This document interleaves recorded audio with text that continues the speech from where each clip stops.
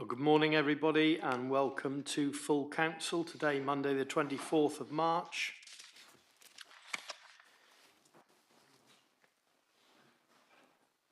The first item on our agenda are declarations of interest. Do I have any, please? Councillor Legg. An interest in item 8, as I'm an employee of the community venture. Thank you. Councillor Guy. Yeah, thank you, Chairman. Non-pecuniary interest in agenda item 8. Thank you. Item 2 on our agenda are minutes of our previous council meeting. Do we have any issues or comments regarding those minutes, please? No? Then could I have a proposer and seconder for their adoption? Councillor Grottick, Councillor Watt, seconding. All those in favour, please. It's carried. Thank you very much.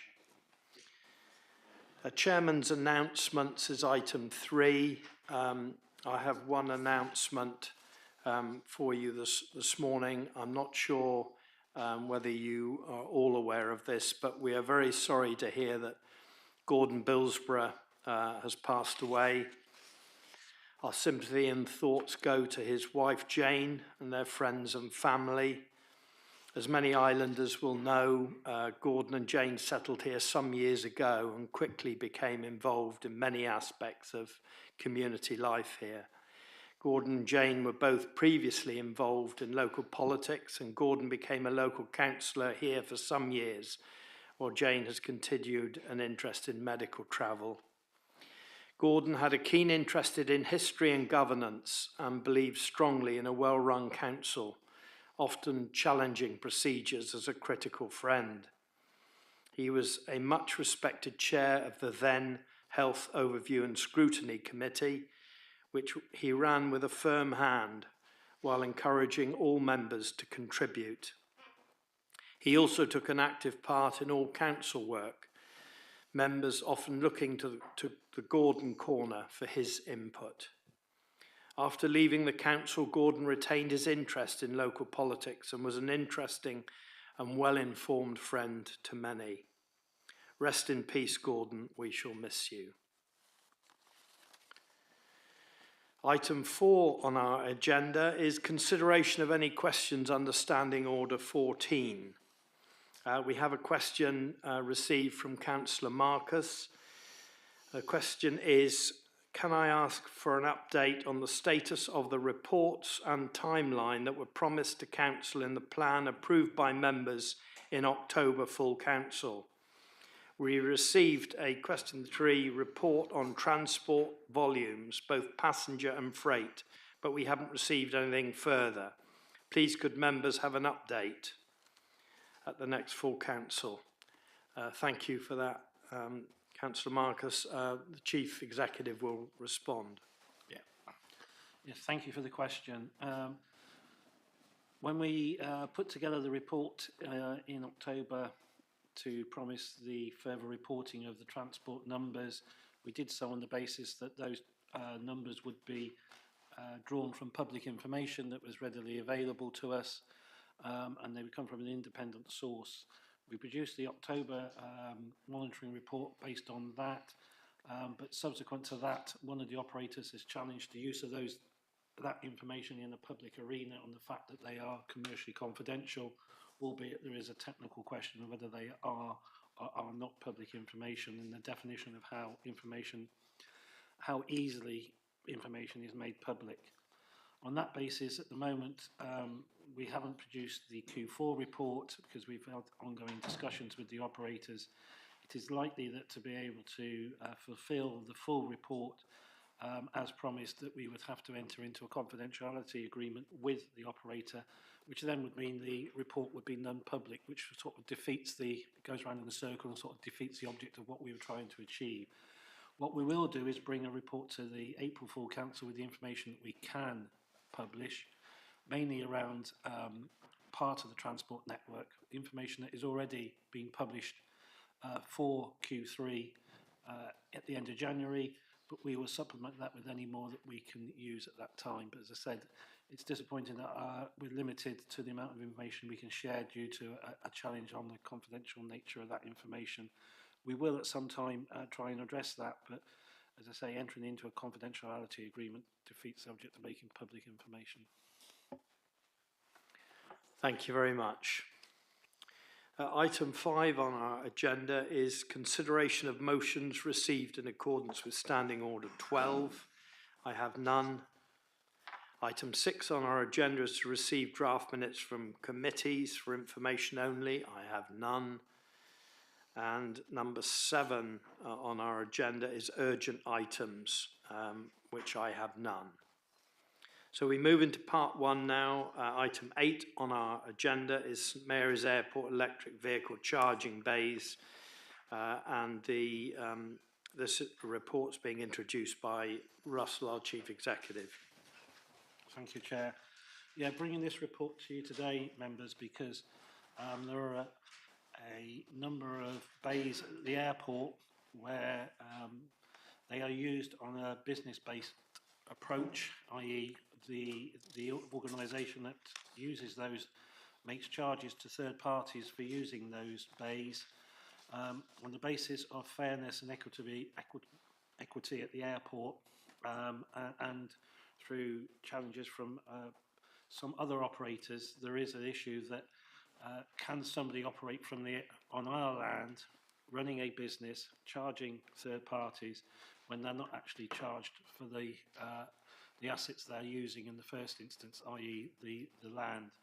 To try and make that fair for all operators at the airport, we are recommending that we put a charge in for the bays that are used by the community venture company in running that part of the business in terms of car hire and car charging. Thank you. Councillor Sims, please. Yeah, I unfortunately I haven't got the papers in front of me and I can't get up on my iPad quickly. However, I have a number of issues with this. I think the charge for free parking bays is disproportionate for a start, because apparently they have one reserved parking bay and we're not charging them for having the charging units up there. This is presumably for the parking bay. And also it seems to be disproportionate to me. The revenue from the airport vehicle is, so I'm told, I haven't actually seen numbers, but I've been told it's 3,200 a year. Now, the revenue from the parking bays from the airport shuttle is probably one of those a week. So it seems rather disproportionate to actually charge them even £309 for just the one. But for charging £309 for each one,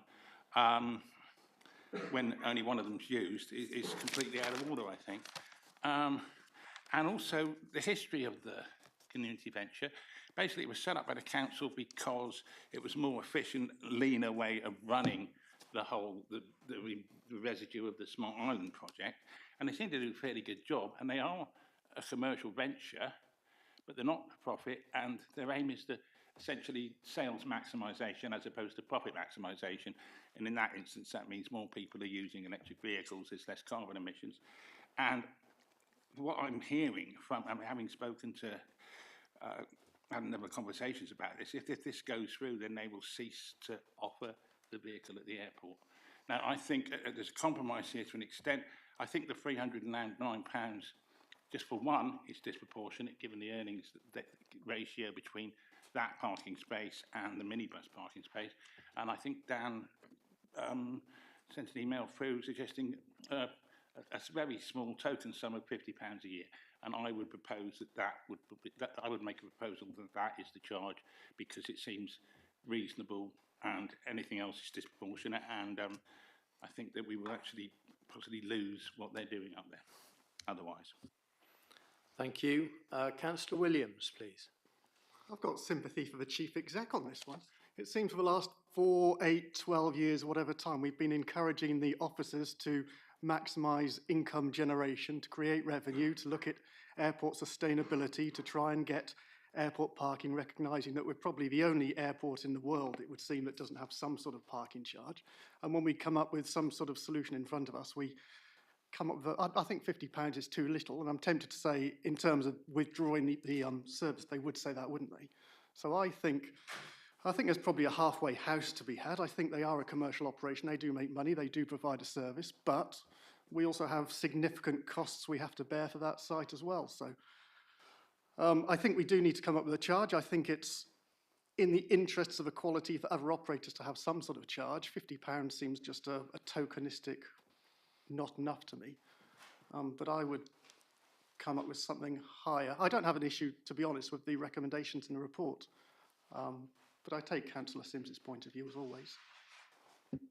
Thank you. Councillor Grottek, please. Thank you. I do understand obviously why the two colleagues have left the room, but it makes the information a little bit thin on the ground. But having spoken to them, my understanding of the situation is that there are indeed 3 bays, but one is only actually deriving the community venture of any commercial gain. Therefore, I would suggest that we actually vote now to charge one of the bays, in other words, the one that's making the commercial gain, the £309.21 that is suggested in the report. The other 2 the consideration of charging the other 2 bays form part of the wider report that is going to come into all airport charging operations, which would seem to me to be a middle way that might be acceptable to members, and that would be my counter proposal to Councillor Sim's proposal, which I believe wasn't seconded. So I would look for a seconder for my proposal, please. Seconded Councillor Peacock, but we will continue the debate first of all. Councillor Roger, please. Yeah, thank you, Chair. I'm with Councillor Williams on this, but might fall behind Councillor Grottek. I think it's very important to remember that although it's a not-for-profit community organisation, it is offering commercial vehicle hire in direct competition to the other operators up there, and they're paying a huge sum of money to operate their vehicles from the other parking places. So it would, I think, set a poor precedent to not make a decent charge for this, because it is running commercially in direct competition with the other operator. Happily go with the proposal from the Chief Executive, but if the compromise is Councillor Grottek's proposal, I'll happily go with that as well. Thank you. Councillor Marcus, please. Yeah, I disagree with Councillor Roger, saying they're paying a huge amount, £600 a year for the parking bays outside the airport. It's not a huge amount considering they're the only sole operator. And one of my issues is the scant nature of information that's in this paper. Myself and Councillor Sims got more information from George at the Community Venture, because obviously they feel strongly about this. If the Community Venture decide not to put their car up there, then we've lost £300. I don't think we can charge them for 3 bays because they don't run 3 bays, they only run 1 bay. We also buy subsidised electricity from the Community Venture as well. The airport do buy that, but it's at a reduced cost from normal pricing, so I wonder whether that would have an impact, this would have an impact on that.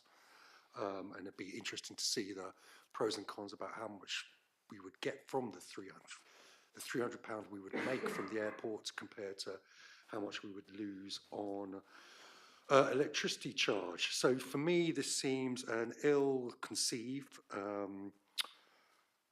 unthought-through paper. So I would be voting against any proposal. Thank you. Councillor Sims. I just wanted to reiterate that the revenue from the vehicle at the airport is $3,200 a year, and that the shuttle service employs 4 or 5 people.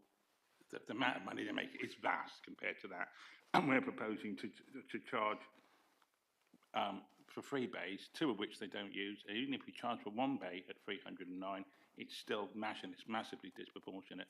It's not like we'd like. This is the issue I have with it principally, and so I can't support the proposal at all.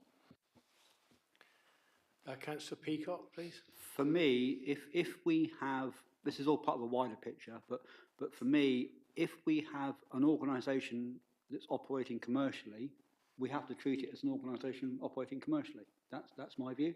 It wouldn't matter whether it was the venture scheme that is currently in front of us, or if I suddenly decided to start running a bus or a taxi from the same location. So I think we've got to be really careful with precedents here, and so I will be supporting the motion. Thank you. Councillor Grosset. Sorry, my light's still on. I'll turn it off. Councillor Mumford, please. Thank you, Chairman. I think the community venture is a non-profit making business, is it? So therefore, No. It's not Not for profit, but not profit making. There is a distinct difference between the two. It just means it doesn't aim to make a profit to distribute to its owners.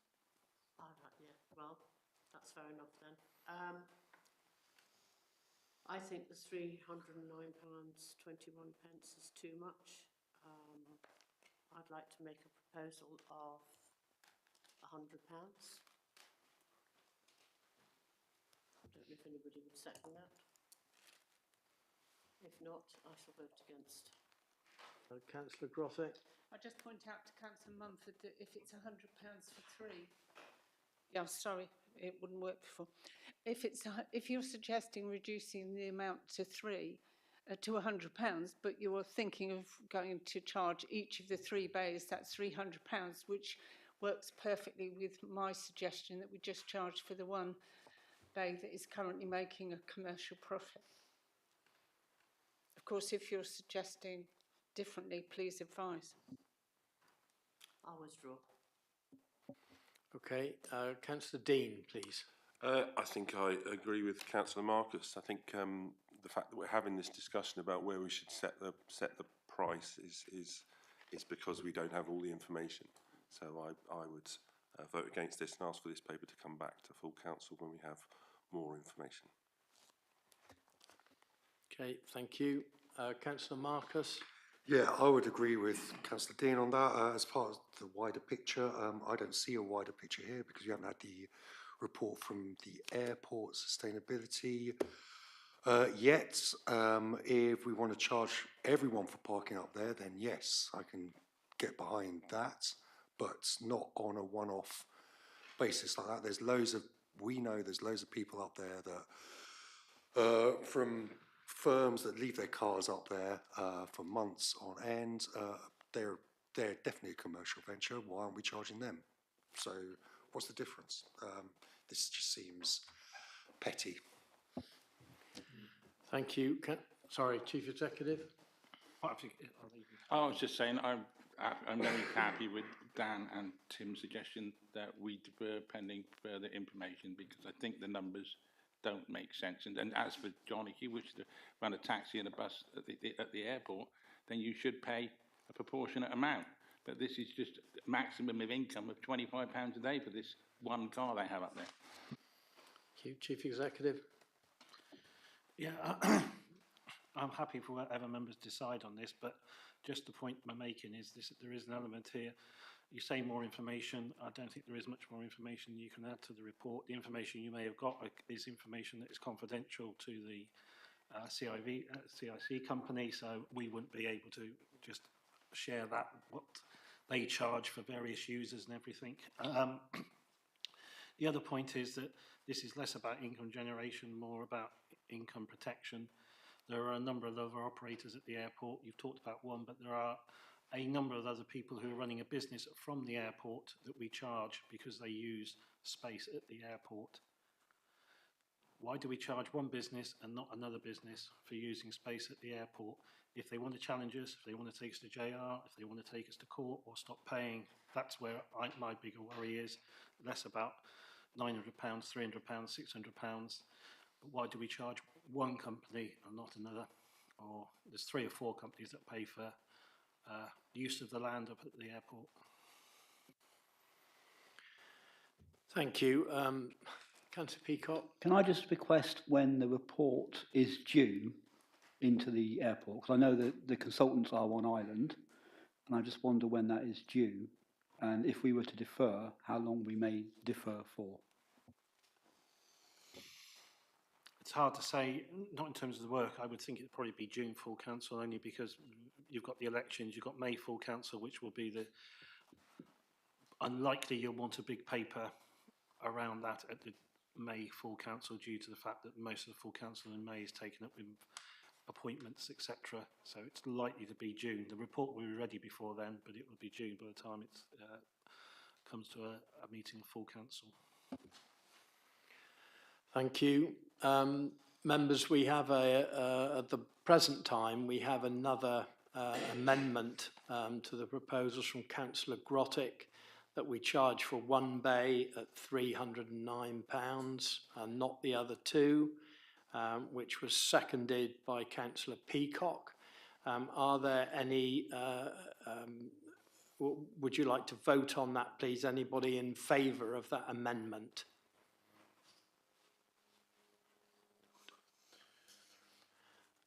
That's only four. Sorry, was that? Could you just put your hands up again? That's 1, 2, 3, 4. So that amendment has failed. How many? Sorry, how many councillors have we got here then? 1, 2. Yeah. Yeah. So, yeah. So it's failed. Thank you. Is there any other amendment that is anyone wishes to put forward, please, or do you wish me to carry on with the recommendations in the paper? Councillor Peacock. So bearing in mind the view in the room, I think perhaps reducing, keeping the same wording, but reducing to perhaps £100, subject to review of the report that is due to come to full council later in the year. Right, is there a seconder for Councillor Peacock's? That's Councillor Grottick.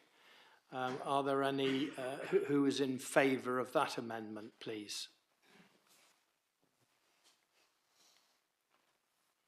4, so that's failed again.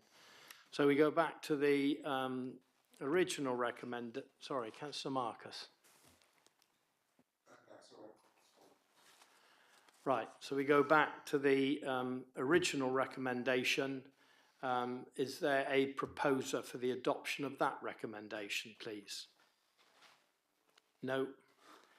Okay, so if there's no proposer for that recommendation, then I take it the recommendation has failed, Leah?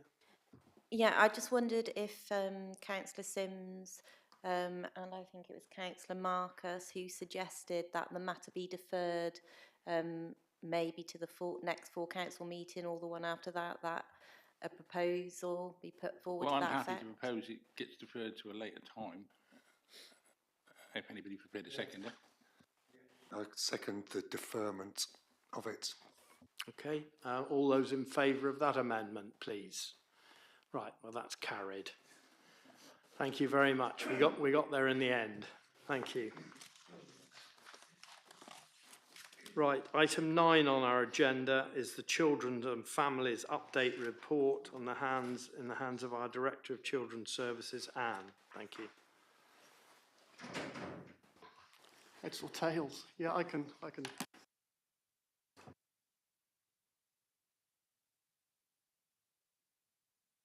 We received public feedback from Ofsted following their third monitoring visit a couple of weeks ago, and conveniently it went to scrutiny the day after that, so some will be familiar with what I've got to say.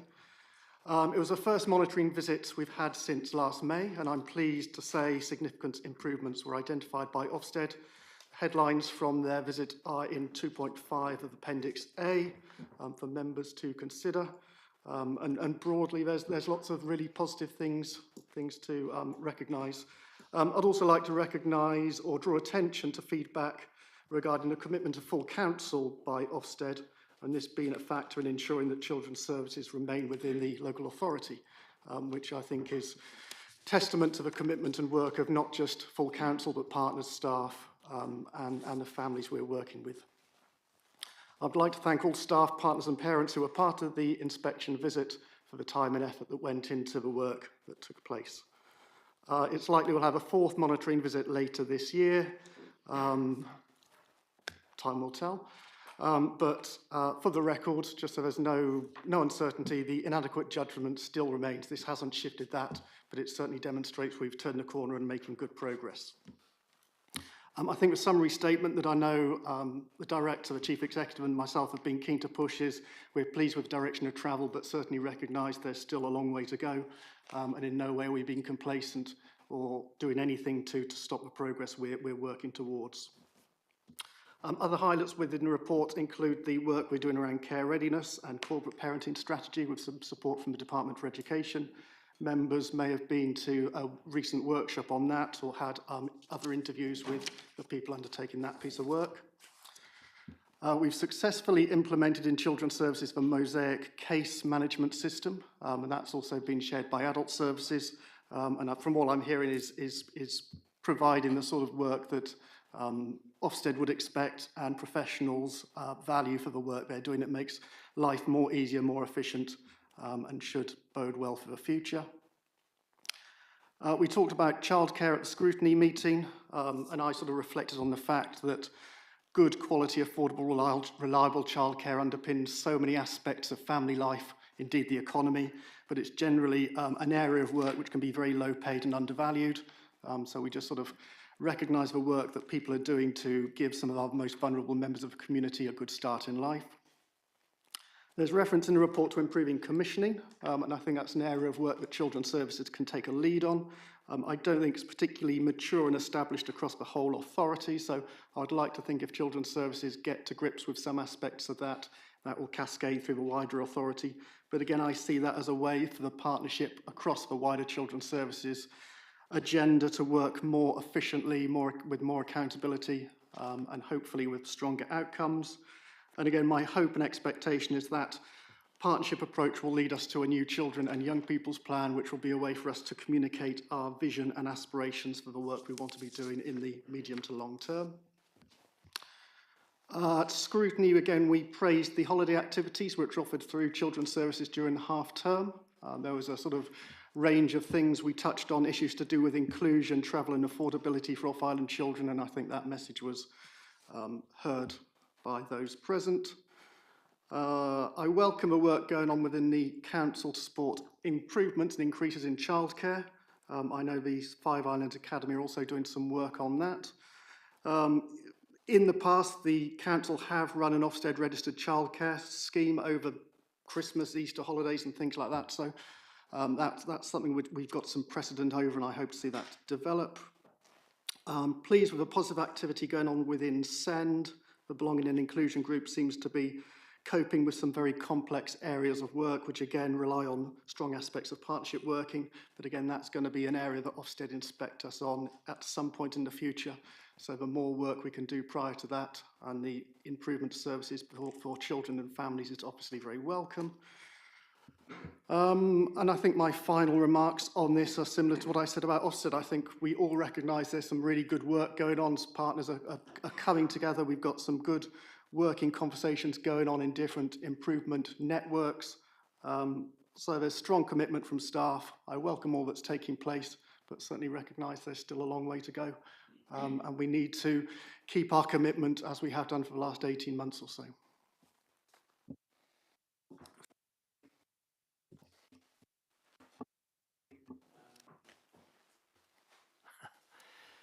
Anne, would you like to come in? Sure. Thank you very much, Councillor Williams. As always, a really eloquent walk through the report submitted. I'm really happy just to take any questions. Just to say that we're really pleased with the outcome of our, it was a significant amount of scrutiny by Ofsted, and worth noting that had we not had the kind of positive experience that we had, this council would have run the risk of losing Children's Services. So the trajectory is a really important one and a marker in the sand for us. I'm happy to take any questions. I don't think. Councillor Yeah, Marcus. I was just going to say no question because we discussed this report in scrutiny for at least an hour, I think it was then. So that was quite in-depth discussion. But yeah, congratulations for the report and congratulations to the team. Thank you very much. Could I have a proposer for the recommendations, please? Councillor Legg, seconded Councillor Mumford. All those in favour? That's carried. Thank you very much. And I would just like to say from the chair how pleased I am for the community and for the council that we have actually started to make some real progress following the Ofsted report. As Councillor Williams pointed out, we're not home and dry yet. We've still got a lot of work to do, but it's really creditable to you, Joel, as lead member, and to Anne as Director of Children's Services, and to all your staff and everybody involved, the commitment that you have put forward to actually achieve this to date. So well done, and hopefully we will continue in that vein now. Thank you very much. We move on now to item 10 on our agenda, which is a Cornwall and Isles of Scilly local nature recovery strategy, in the hands of Rebecca. Thank you.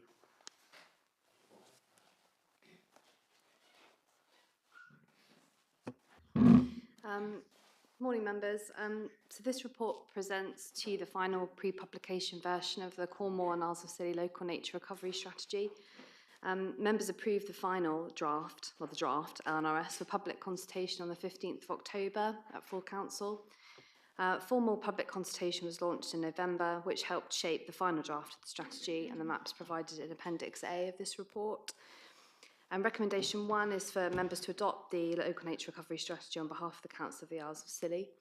Once adopted, the LNRS will also be endorsed by the Cornwall and Isles of Scilly Local Nature Partnership and the Leadership Board, and that all partners will work together to implement delivery, governance and monitoring of the system-wide approach required across the region. Thank you, and happy to take any questions. Thank you. Councillor Watt, please. Thank you, Chairman. Can I say I welcome this report. It sits comfortably alongside the Council's Climate Change Action Plan, particularly the sentence near the beginning of this report that says we cannot work in isolation. And I've had a few moans from fellow councillors about the length of this document and the fact that it's on this agenda, but I'd like to remind members that this is a statutory document required by law under the Environment Act. So it's right and proper that members consider it and approve it. And unlike the previous draft iteration, this version is close to presenting a more holistic picture in line with its title, Cornwall and the Isles of Scilly Nature Recovery Strategy. And although some members may believe it to be too Cornwall-centric, it's worth remembering that the government named Cornwall Council as the responsible authority for the development of this strategy. I feel this is an excellent and useful summary. I particularly like the page entitled Jargon Buster. I wish more reports we receive had a similar section. But I did spot one unfinished section on Hillside Farm on Briar. But even throughout the whole report, and I'm qualified proofreader, I only spotted one typo, a reference to Tresco Abbey Gardens, and it should in fact be singular. There's only one garden on Tresco. And congratulations also finally to the Wildlife Trust, our local Wildlife Trust, who made some really good contributions to this report. So I would like to propose the recommendation that we adopt this strategy. Thank you very much, Councillor Watt. Councillor Legg, please. I think Councillor Watt beat me to a lot of things there, pointing out that we are required by law to have a local nature recovery strategy. The stakeholders that have worked on this, both on Island and in Cornwall, have been brilliant. This document has been drawn together over years of work and included many consultations with the public. The opportunity maps that are included in the strategy are only a suggestion, and they are not a prescription. There is no actions required for those areas. It is simply outlining that those areas would provide the best improvements for habitats. And I will happily second the recommendation. Thank you, Councillor Legg. Apologies for not bringing you in first, but Councillor Watt was very, very eager to deliver his very helpful comments. So I'm sorry I got led astray there. Councillor Sims, please. Yes, thank you for a very comprehensive report. I hope you forgive me, I didn't read all of it. I didn't realise quite how massive it was until I got to it.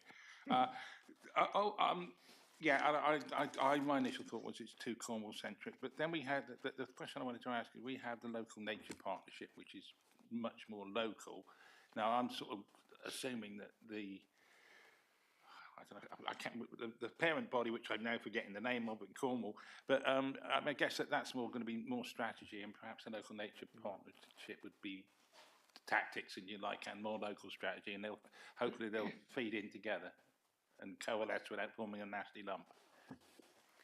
Yeah, so in terms of the Cornwall and Arlesey Local Nature Partnership, there's representation on that board from the Isles of Scilly and Cornwall. So we come together quarterly to meet and discuss things like that. And they've been leading on the LNRS for Cornwall and the Isles of Scilly. And in the Isles of Scilly, we've had the local National Landscape Partnership have been feeding into a lot of it. So we've had quite, I know these acronyms, we've had quite a lot of local sort of input and feedback into that. So... Thank you. Councillor Peacock, please. Yeah, I support the recommendations as stated. I just looking at our pack, you know, a fair chunk of that is LNRS, and I've been going on about this for a while. Please can I request in the next council period that we work out a way where some of this can be put in a digital format for both us and the public to see. It's just we're supposed to be in a climate emergency council and we're still printing out significant amounts of paper. If it's a legal requirement that we have to print stuff out, I'm more than happy, but can I at least ask for a review, especially, you know, as this is an environmental aspect, and you know, each literally 290 pages of paper that's been printed out 3 times for the council because it went to scrutiny as well. Thank you, Councillor Peacock. Your request is noted and we'll see where to go with that. Thank you. So I have a proposer and a seconder for the adoption of this strategy. All those in favour, please. It's carried. Thank you very much indeed. And thank you very much, Rebecca, for your report. Item 11 on our agenda is His Majesty's Inspectorate of Constabulary and Fire and Rescue Services report in the hands of our Chief Executive. Thank you. Thank you, Chair. Yeah, bringing this report today to members. During the autumn of last year, 2024, we had a fairly in-depth inspection of our Fire and Rescue Service by His Majesty's Inspectorate of Constabulary, Fire and Rescue Services, or as we quite often refer to it in short, HMI. And that, as I say, was undertaken over a period of about 6 weeks. They carried out 27 separate interviews with various personnel and staff of the council and stakeholders. And the outcome of that, which was embargoed for a long time, was published on the 11th of March 2025. And we're bringing you today the outcome so that you are aware of the outcome of that inspection. You'll see from the report that there was 10 key areas that they look at now. Slight change in the process from when they last did the inspection 2-3 years ago. But as I said, 10 areas that they look at. They've assessed 7 as being good, 2 as adequate, and 1 that requires improvement. We had no services in the inadequate column being assessed, which I think is a really good outcome. And although slightly disappointing, I think that we have 1 that requires improvement. It is 1, and we will endeavour to make that adequate or good very quickly. As I say, it's we feel that we have an idea how to improve that fairly quickly. So, you know, although slightly disappointing, I think we can correct that fairly quickly and move to a position that if we were re-inspected, that we would be completely in the good or adequate columns, which I think is a really good outcome considering fire and rescue service we run on the islands with, you know, the constraint on resources, etc. I'll just hand over for any questions, and Kevin is here for any detailed questions if anyone has any. Thank you. Councillor Mumford, please. Yes, thank you, Chairman. I've worked with Kevin and Mark a little bit during the last couple of years. My congratulations to all the service members on a good report, and a special thanks to Mark Hewitt, who is no longer with us, and to you, Kevin, for all the hard work. As Russell said, we've just got, I think it's the diversity bit that needs attention. I'm sure that will all be put in place soon. I was wondering, Russell, if you know, are we getting a new person yet to take over from Mark? Or is that still in the balance? Recruitment is in process. Right, thank you. Thank you very much. Thank you. Councillor Grottick, please. Thank you, Chairman. I'd like to echo those words of congratulations. I think our fire service serves us extremely well. I actually think the requires improvement rating is actually a little bit unfair when you think of the challenges that we actually have here, promoting fairness and diversity.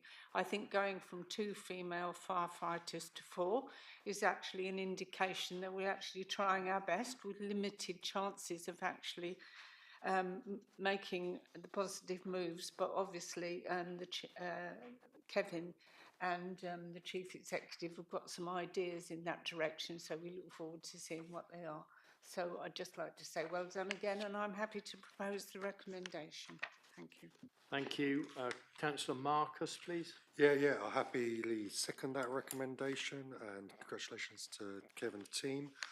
It's probably, I think we do have to mention the requires improvement rating here and give you the opportunity to talk about what you're going to do as a service to improve that finding. Yeah, thank you, Dan. So following the report, we're currently developing an action plan and obviously focusing on the area of improvement. We're working closely with HR in order to put a plan in place. We've been working in this area for quite some time, promoting fairness and diversity across the service. We've been providing our staff and managers with training. We're including diversity training in all of our mandatory training. We're including things like our core code of ethics, in all of our training courses, those sorts of things. But we're also, along with HR, we're working with the HMI constantly to get advice from them directly as to the best way forward. And we've got a meeting in the next couple of weeks in order for us to further our action plan. And the action plan will come to, or go to scrutiny at the next meeting. Thank you. Councillor Sims, you did have your light on. Are you? No, it's fine. Okay. I was just going to repeat congratulations, and also Okay. just regarding the one which was perhaps could be improved. I mean, at least it wasn't. We couldn't put out fires. Thank you very much. So we have a proposer and seconder for the recommendation. All those in favour, please. That's carried. Thank you. And I also wanted from the chair to give my thanks to Kevin and to Mark for all the hard work that they've done, and for all the people involved with your service who've contributed to this. Kevin, thank you very much indeed. It's a really good news story for the community again, and indeed for our council. So well done. Thank you. Item 12 on the agenda is the open spaces event hire policy, in the hands again of Rebecca, please. This report presents to members an open spaces event hire policy for approval. The policy is required to assist the council in the decision-making process and ensure that benefits from the hire of any of the council's open spaces for events can be maximised, whilst keeping disruption to the location, environment, residents and businesses to a minimum. The key objectives of the policy are listed in the covering report. Sites available for event hire include Holgate's Green, Parade Park and the Garrison Playing Field. Events are categorised into community events, charity events, not-for-profit organisation events and commercial events. The fees and charges structure for this was approved at February's full council. The policy includes an exception to the World Pilot Gig Championships Committee for the exclusive hire of Holgate's Green before, during and after the World Pilot Gig Championships. Thank you, and happy to take any questions. Thank you very much. Councillor Legg, please. Yeah, just wanted to support the policy. It will enable the council to charge effectively for the upkeep and administration of hiring out these areas. So I will propose the recommendation. Thank you very much. Councillor Marcus, please. I'm going to be slightly facetious here. Can you confirm on page 285 that we are making an exception for non-profit organisations, please? For them. I can't recall the actual fees and charges of February's full council, but I think there is not a charge for charity, or is it the community events and possibly the not-for-profit ones, but I can't remember whether the charges apply for those. Are we charging? We are charging for gig we're not charging for gig championships, and they're a profit-making organisation. They class as not-for-profit. Okay. As an organisation. Just not-for-profit, but okay. Just want to get clear on that. Councillor Grottick, please. Thank you, Chair. Can I just ask if you intend having the usual monitoring of any new policy around this area with liaison with the traders that have used the policy at the end of the season? Because I think in the past it's been a bit late, and I would suggest that as soon as the season ends, before they all go off on their holidays, would give us the best feedback so that we can incorporate it for the future. That's noted. Thank you very much. Councillor Williams, please. Yeah, there's lots of do's and don'ts in here. I was just wondering whether we just need to have some sort of reference to safeguarding, protecting children, young people, vulnerable adults. I think it's probably wrapped up, but I don't know if there was a group that had extreme views which might not necessarily chime with values of the council, whether we've got any. I think it's highly unlikely that some right-wing extremist group would try and hire Holgate's Green, but I just wonder whether there's anything in there which would give us any leverage if we were uncomfortable with things. They were just my random thoughts, which probably were better in my head than coming out of my mouth. Thank you very much. Do you wish to comment, Rebecca? I think there is provision somewhere in the terms and conditions for that sort of thing. But we can have a look and we can see if we can add in anything around that safeguarding side of things. It's fine. Thank you. Councillor Watt, please. Yeah, thank you, Chairman. It's worth pointing out to members, this is not the open spaces policy, but the hire policy. The hire policy itself, the open spaces policy is pretty complex. It includes things like highways, licensing, planning, etc. And that's to be considered by the new council. So this is really operational rather than a policy of open spaces. Thank you very much for pointing that out, Councillor Watt. Councillor Legg, please. I think the line that Councillor Williams would be happy with is examples of inappropriate activities which may cause reason for refusal. Any event which discriminates against any individual or group on the grounds of race, religion, gender, sexual orientation or disability. And also that the objectives of the policy are to protect the reputation and positive image of the council, although that doesn't hold them to account. But I would be happy that we have control over the activities that we are hiring out for. Thank you. Leah, our monitoring officer, please. Thank you, Chair. Just coming back to Councillor Marcus, so in the fees and charges paper that went before Council last month, in the section on environment and hire, it's free hire for non-for-profit and local charity and community events, but there are still some recharges where there are other fees applicable, such as road closure notifications. Thank you. Thank you. Okay, so do we have I think we have a proposer, do we? I believe I proposed Yeah, it. thank you, councillor Legg, and seconded councillor Peacock. All those in favour of adopting this? Thank you very much, that's carried. Thank you very much, Rebecca, for your report. We move on swiftly to item 13, Park House redevelopment, which is in the hands of Nicola on screen, I think. No, Olivia. It's Olivia today, yeah. Okay, thank you. Thank you, Chair. Yes, I'm presenting the report for the redevelopment of Park House. A report came in November and that detailed a projected cost of 1.2 million. This has now been revised down following further surveys to 999 for 129,000.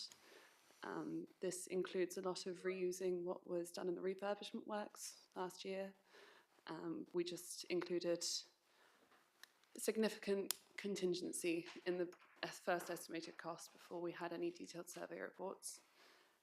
There are still some key risks, such as higher than expected construction cost prices, limited appetite from on-island and mainland contractors, potential of limited or no grant funding from Homes England.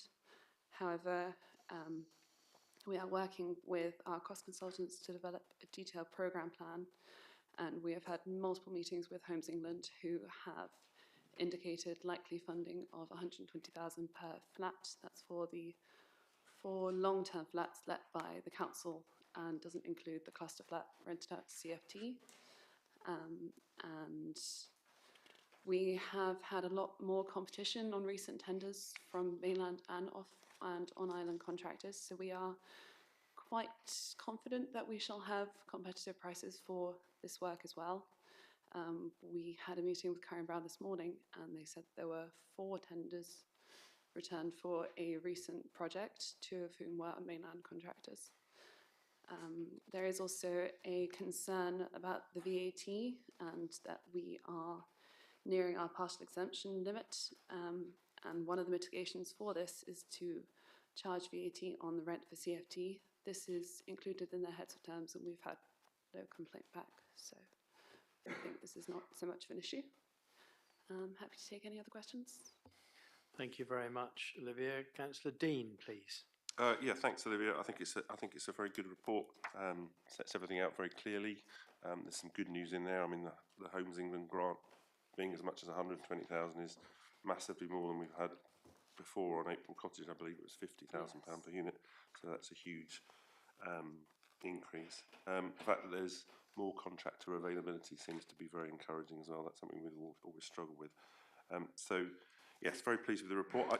You touched on it just then, this business with VAT. I don't know if Nicola's better to explain it than you are. I don't really understand it fully, or maybe Russell can explain it better. It seems a bit baffling to me. Is it some kind of black magic going on there? Okay, thank you. Chief Executive. I'll answer that one. Yeah, the council has a special status in terms of being able to recover its VAT on all its activity, even exempt items where a third party cannot. So we can recover our VAT on exempt items, but we can only do so to a limit. The limit is 5% of our total activity. We are always around the 4.5%, 4 and 4.8%. Therefore, any new commercial activity which is in the exempt area would push us over and above that. Therefore, we have to elect to charge VAT on the rent. We have a choice whether you charge VAT. If you charge VAT on the rent, then you don't count against your partial exemption calculation because you're passing the VAT on. It's only when we recover the VAT, which we don't pass on to a third party, that we trigger the 5% exemption regulation. Okay, thank you very much. I'm happy to propose the recommendations then, thanks. Thank you very much. Councillor Marcus. I think Councillor Sims was first. Okay, Councillor Sims. Yeah, I'm happy to second the recommendation. I'm just recommendation 3, prudential borrowing.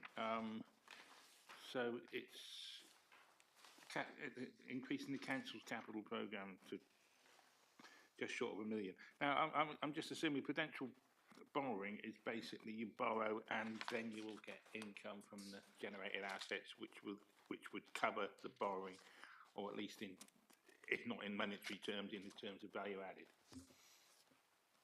Shall I answer that one? Yes, Yeah. it does recover it. I think the tables set out in the finance section show that depending on which option and how much money you get from Homes England will depend on how quickly you get payback, but you do get positive net present value over the life of the investment, and you get a positive payback within a set number of years. So you do recover the debt payments through the rental streams over time.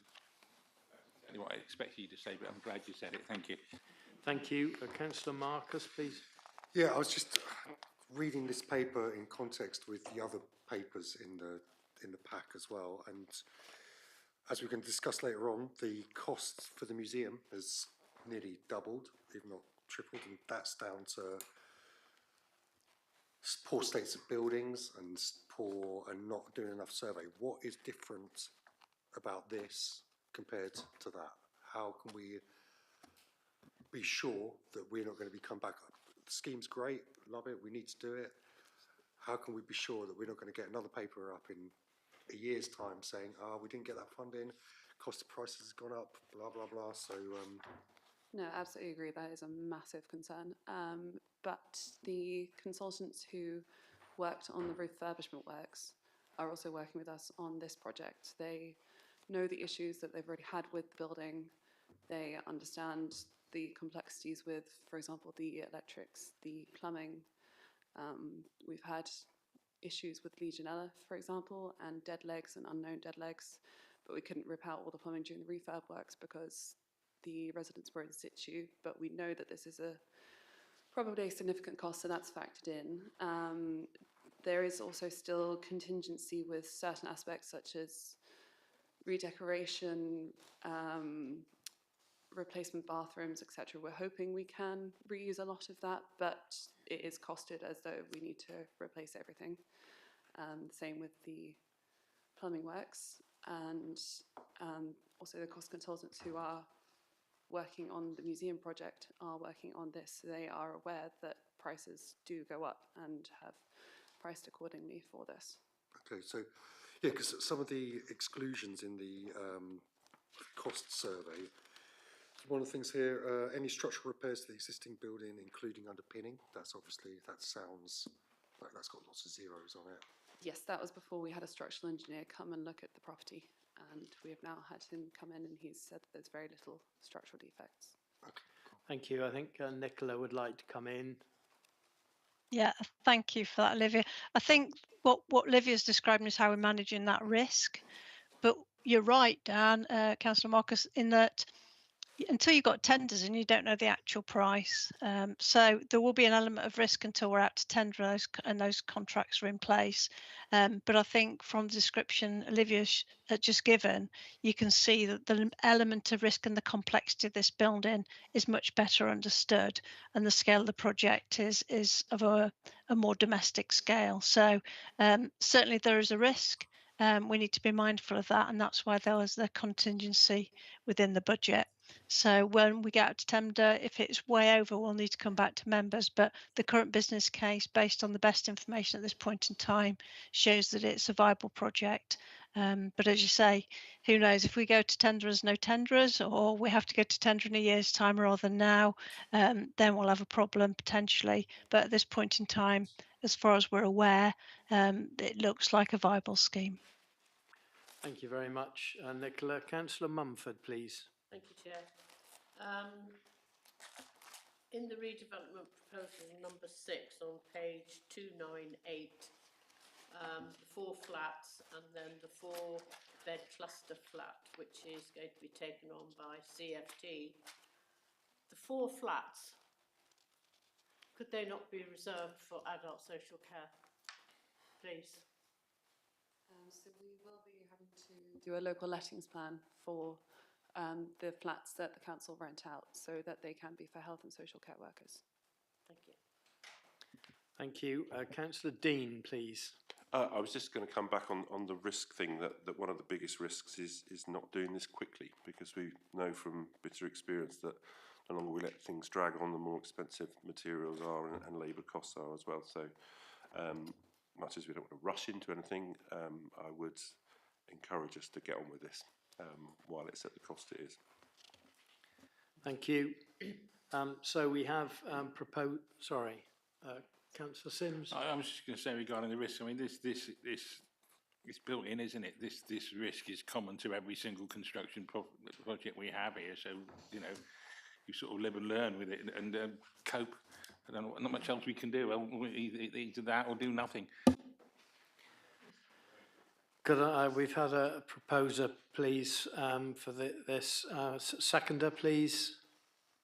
Councillor Mumford. All those in favour? That's carried. Thank you very much indeed. And thank you very much for the report, Olivia. We move on now to item 14 on our agenda, which is the pay policy statement, and that's in the hands of our Chief Executive. Yeah, this report is our annual report that we bring on the pay policy. It's attached in Appendix A. We bring this every year. It updates our pay policy about all the elements that feed into the pay and the terms and conditions of staff. It includes all the different types of staff that we have, including our fire and rescue service, for instance. We adopt the national pay spines from the national negotiating, so obviously we don't set our own pay, we pick those up from the national, and as I say, it's all set out there. Any questions really, it's in detail. Hopefully I'll be able to answer if there's any specific questions. Thank you. Councillor Dean, please.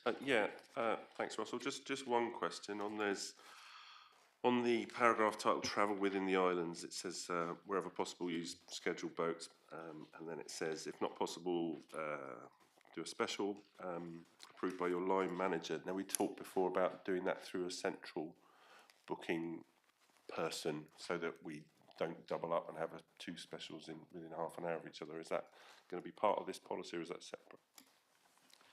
This policy would have to comply with that, but that new method of process we haven't put in place yet, but when we do, this policy would have to comply with it, yes. Thank you. Councillor Williams, please.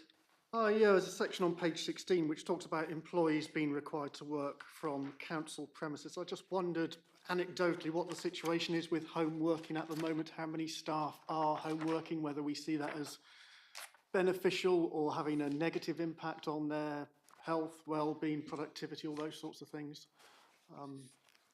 Just an overview on that would be nice, Russell. I think that's an area, thank you for that's a good question. I mean, it's an area we're keeping under review all the times. It's an interesting one in the fact that there are benefits and to the employer and benefits to the employee, and vice versa at times between those. So it's something we keep a very close eye on. It does allow flexibility, and it does allow us to have a more flexible and a more modern approach to work, but then we do have to make sure we've got the right processes in place to make sure that it's working effectively and giving us the efficient use of resources. As I say, it's something that's we're keeping under review, and as I say, I think there's a lot of talk up and down the UK of some organisations almost having a permanent work from home solution, and others that are insisting that people come back at least 4 days a week, 3 days a week, 2 days, it depends on where they are. We're keeping a review on it at the moment. Bear in mind that anybody who's working from home generally, when they're on the island, are not that far away from one of our offices either. It's not as if they, like in London, where a number of the people that are not working in London because they're working remotely and not actually travelling into London and not benefiting the economy of London. It's slightly different on the islands.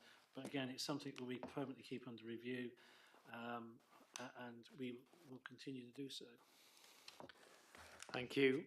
Councillor Sims, please. I'd just like to propose the recommendation, and just regarding I think the working at home, the council really, when it comes to labour, it's a seller's market, and it's difficult. It can be difficult sometimes. So we have to make compromises to get people to do the jobs. But anyway, I'm happy to propose. Thank you. Councillor Guy, please. Thank you, Chair. Just on travel again, as part there with car hire, have we got a corporate rate with a certain car hire company or not? It just was cheaper travel. I don't know off the top of my head. I'll have to find it. I believe we have. If you could, Russell, because years ago, the council actually owned a car over there that they didn't even know about. So I think it's worth mentioning. Thank you. Thank you very much. I have a proposer for the adoption of this pay policy. Seconder, please. Councillor Mumford. All those in favour? It's carried. Thank you very much indeed. Thank you, Russell, for the report. Swiftly moving on, item 15, empty homes and second homes, council tax premium policy, also in the hands of our Chief Executive and 151 Officer Russell. Yes, thank you, Chair. Yeah, bringing this paper today, you'll know that we have implemented the empty homes and second homes council tax premium as from the 1st of April, as you approved in February 2024. As part of that process, we are required to produce a document that sets out our policy around that and mainly our exceptions. 99% of those exceptions are laid out in statute and are covered in the report, so it is a matter of just putting those into a policy. There is one additional one that we have added into the policy for the Council of the Isles of Scilly and the Isles of Scilly, and that is that we take a view that anybody who's living on the island as part of work and have a second home and maybe still have a house elsewhere in the country, that they do get an exemption or can apply for an exemption. Doesn't mean they will get it, but we're saying is we will take a view that there are a number of people who work for various organisations on the islands, to the utilities, some of the public services, and even some of the private organisations where they have people in sort of tied accommodation on the island. Here, if they have a name on the lease for that tied accommodation and they have the council tax bill and they have another house elsewhere in the country, then they will appear twice on the council tax database, and therefore potentially they could have a premium. What we're saying is there are a number of people who are living here who should not necessarily be treated as a second home and have that premium. So we've added that in as a dispensation that we can apply. Thank you. Thank you. Councillor Dean, please. Just on that, Russell, how does that work if they're paying council tax on a tied property on the islands, and then they're potentially being charged a double rate on their not second home, their only home on the mainland? How do we negotiate with the other local authority? Very little we can do with the other local authority. It's up to them to set their policy. What I would be advising anyone to do, and they might need to get some advice from the council tax people, but I would try and ensure that their primary residence is deemed to be the one off of Scilly, and the one on Scilly is deemed to be the second one, which then gives the control to yourselves through adopting this policy to take a view on that, whether that is a second home or not. When it's the other way round, we cannot, there's no way that we can influence Wiltshire, Somerset, or anybody like that. I mean, I wouldn't say Cornwall because they think that's probably what, but there will be people who have premise elsewhere in the country. But as I say, if they can make sure that the one that's not on island is their main residence and the second one is here, is how I would suggest they try and approach it. It can't, it won't treat absolutely every single case. We're just trying to be as reasonable as we possibly can. Thank you. Councillor Sims, please. Just on that exact point, so you are able to nominate which is your principal home, or I mean, the fact that you're never there, or there for 2 months of the year, the council's not necessarily going to know that, or it's a difficult one, and they would have. That's why I said they need to speak to the experts. I'm not the expert on council tax in that level of detail, but they need to try and get it such that the control we can put in is whether we put an exemption for properties on the island, because those are under the policy that you approve. You can't approve a policy for somewhere else in the country. Thank you. Councillor Marcus, please. Yeah, so they'd still be getting charged council tax, just not double council tax. Okay, that's good. And the only change we've got control of is paragraphs 4.4 and 4.5 in the policy. Everything else is set down by statute. Okay, can I make a proposal that we receive a report in a year's time at this meeting, just to see how that's going and see what the impact of that is? Just because I imagine we'll have a list of exemptions, and those, because we're saying we're going to have to judge those exemptions as well. So it'd be good to see. Obviously, that might have to be part 3 or not, but it'd be good to see the impact of that policy, of this policy, to make sure that it is working as we intend it. Because, as we know, when we have ideas, there's always unintended consequences. Yeah, I agree. I mean, we will probably be bringing the report back anyway, and we include in that around the overall implications of how the second homes council tax has operated for the first year, and we can include that within it. Thank you. Councillor Sims, please. I just think it would be useful actually to have it highlighted in the budget process next year, so we can see what the budget making, because I know we get lots and lots of tables, but if there's a sort of little bit of emphasis on it, we can actually see what's happening more easily. Okay, thank you very much. Monitoring Officer, Leah, please. Chair, I just wanted to come in to point out, in paragraph 10.1 in the policy document, I think 2 changes need to happen. One is constitution needs to change to standing orders. And Russell, do we need to change the role title to who the delegation is provided to, or does that role title work?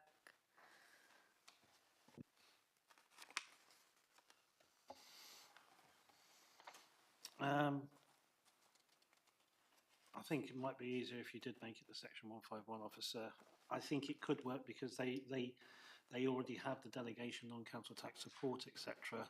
But maybe in this instance, because of the nature of it being you, do it to the 151 officer for the first year, and then we'll look to amend it thereafter. But as I say, they already deal with discounts both in business rates and council tax on our behalf. But yeah, I'm happy to amend it to the 151. Okay, thank you very much. Do we have a proposer? Sorry, Councillor Marcus? Yeah, I just added another proposal to bring back a report in a year's time to this meeting. Yes, I was going to add that to the recommendation. Sorry, yeah. So the recommendations are as it stands in here, with the additional request to have the information brought back within 12 months to this council, as requested by Councillor Marcus. Do I have a proposer, please, for the recommendation? Councillor Mumford, seconded Councillor Guy. All those in favour? That's carried. Thank you very much indeed. Thank you, Russell. Item 16 is the Town Hall redevelopment update report in the hands of Nicola, please. Thank you. Thank you, Chairman.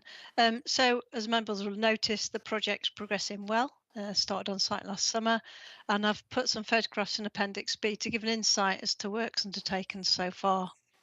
These are described as enabling works and will help de-risk the main works contract. The signing of that contract is time critical because it must be signed as soon as possible to ensure completion of those main works by March 2026, because that's a requirement of funders that the money has to be spent for Arts Council, Share Prosperity Fund and Levelling Up Fund by the end of March 2026. So we have got a bit of a constraint on the project in relation to the funding and the works programme.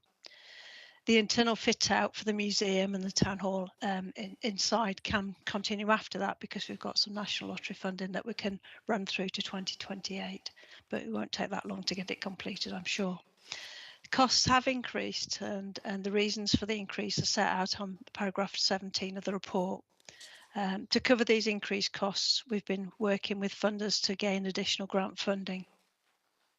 Funders have been fully engaged in that process, trying to balance the costs and increasing their funding, and the funders remain committed to the successful completion of the project. Nobody's walked away and said this is all mad now. They've said this is a good project. These are normal circumstances.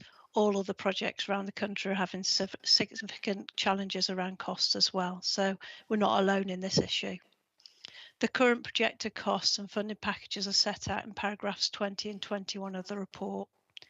The final deficit has been reduced down to £337,000 following additional savings and efficiencies also worked through with Scilly Arts and Heritage, who will be the organisation that will operate the facility once it becomes, when the works are complete. We will continue to seek grant funding to cover that deficit, but due to the need to enable the main works contract to be signed, the council are now asked to underwrite that 337,000. So we're looking at how that might be funded, and in this occasion, we think that we've got sufficient capital receipts to do that. The report considers the financial implications and risks, and these are set out at paragraphs 35 onwards, and it also plays through a range of scenarios that might still play out. What's important at this stage is to give the funders assurance, and recommendation 7 on page 384 of your pack seeks delegated powers for the Chief Executive to award the main works contract subject to National Lottery Heritage Fund approving an additional £2 million later this week. This recommendation by the Council will enable the project to proceed to main works contract, allowing that completion by March 26, which is so time critical. There are 7 recommendations, and these are all set out on pages 381 and 382 of the pack. The fundamental one being recommendation 7, of just trying to find a way forward to ensure we can go into contract on the project. Thank you, Chairman. Thank you, members. Thank you. Councillor Dean, please. Yeah, thanks, Nicola. Yeah, where to start, really? It's we're so close. We're so close, and we've kind of been in this kind of situation before where the funding hasn't all quite been there, and we've always managed to find additional funding to bridge the gap. And we're there again. The trouble now is that it's all happening at the same time. So we need to sign a full contract soon for the work to be completed, as Nicola said. We won't know whether the NLHF funding is coming until later in the week. And one of the crucial things for getting that funding is that the project is fully funded. So it's all, everything relies on everything else. So all we're really asking for now is the assurance from the council that they will bridge that gap if we need to. I mean, we're fairly hopeful that we can get some other funding from elsewhere as well, but it's just a case of getting everything there to support everything else, if that makes sense. And if the consequences of not doing all this and not getting all the funding in are that the project would have to at least pause, which would be absolutely disastrous, because the costs, as we know, would escalate. The contractor could well leave site, and we'd probably struggle to get another one on board, depending on the gap in halting the project. So it is absolutely crucial that we get the contract signed and that we continue on site with the works. Otherwise, well, it would be a disaster. So it sounds a lot of money, £337,000, but in the grand scheme of the project and what we get as a benefit from it, and actually the total amount that the council's putting in is a pittance really on what it would have cost us to do any of the work on our own. So I would urge members to accept these recommendations and get this project over the line, get it done. Thank you. Thank you very much. Councillor Sims, please. Yeah, on recommendation 2, it is quite scary, the £337,000 or £338,000. But I think that just to give it context, with another paper we've got coming to us later on, this is capital funding, it's not revenue. So if we do this, it's a one-off, it's not a recurring thing. However, it's council's financial situation it's not all it could be, but I'm inclined to trust the 151 officer to steer us through this. But basically, I agree with everything that Tim said. Thank you. Thank you. Councillor Marcus, please. Yeah, I'll start my comments with support the project. It's going to be great. But there's a big but there. If you look at the table on page 385, the building works estimate has gone up, has doubled from 5.5 million to 10 and a bit million, which is craziness. And Councillor Sims talked about learning from our mistakes, but I don't think we are. I think we've made the same mistakes. We just learn when we're making those mistakes and can't seem to do anything about them. It's hard, given that one of the first reason that we've got down in the report for the increase of cost is the complexity of the project, and given that there are a few councillors and members of the public saying don't do anything too complicated at the start of the project, and now we have got something complicated that's more and more expensive. It's really hard to read that and to see that that's one of the reasons. The fact that you guys have already done an amazing job cutting £2 million from the cost of the project, and it's still gone up. It's still doubled. So it's, the original cost is over 7 million from what it was, which is eye-watering, to be honest. I think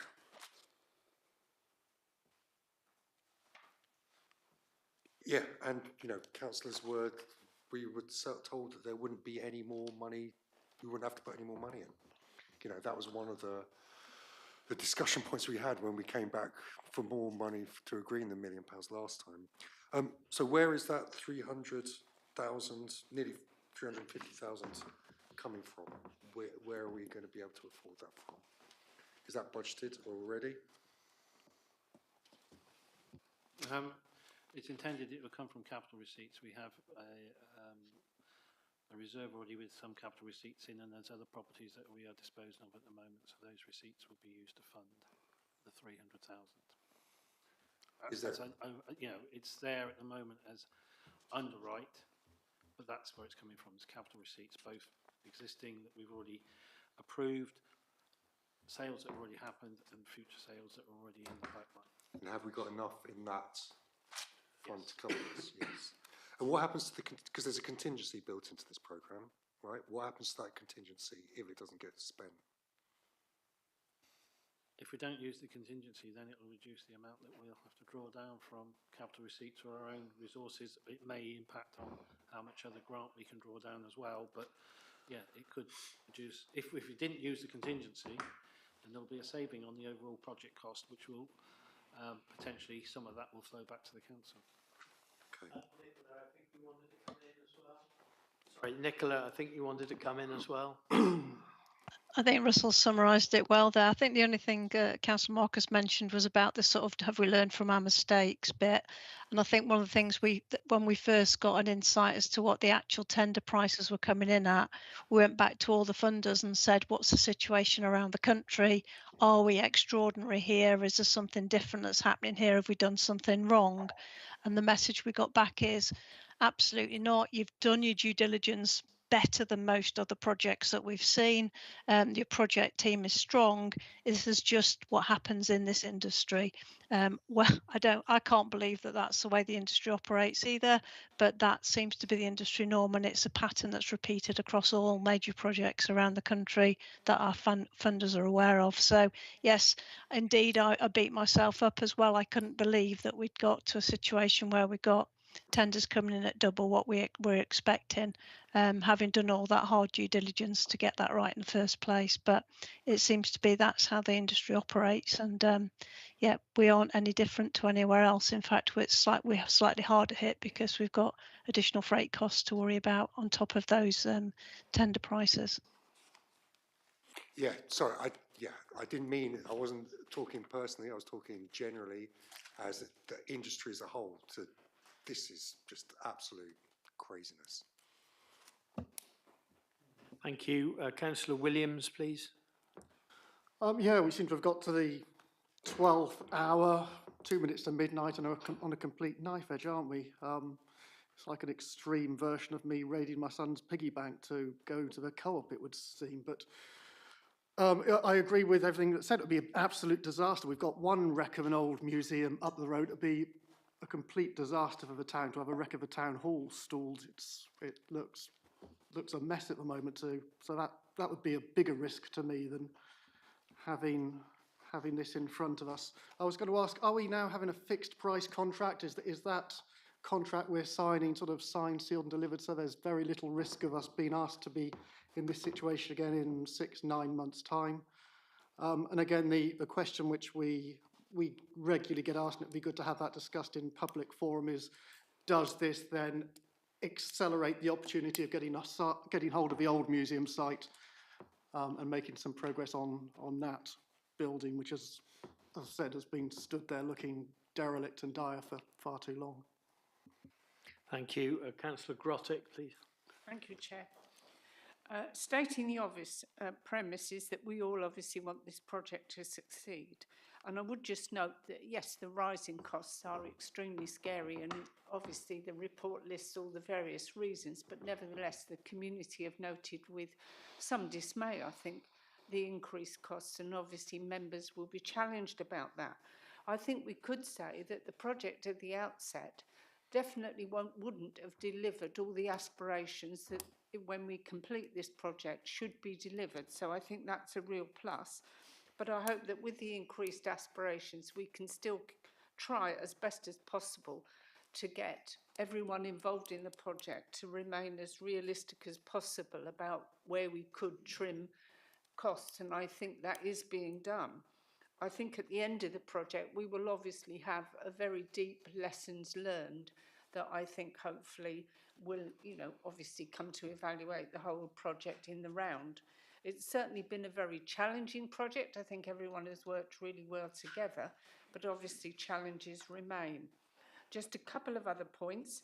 Members will note on page 387, as Councillor Marcus has referred in paragraph 30, that the council could act as funder of last resort, which I'll be perfectly frank, does make me a little bit worried, more than a little bit worried, but I know that the Chief Executive and Nicola will be looking carefully at the costs. So hopefully we won't have to act in that capacity to any great degree. Just one other quick comment to mention on page 389 at paragraph 38, that Silly Arts and Heritage think we do need to amend the expectation of when the lease on the old museum would actually be able to be delivered, because there is actually a lot of legal work to go through.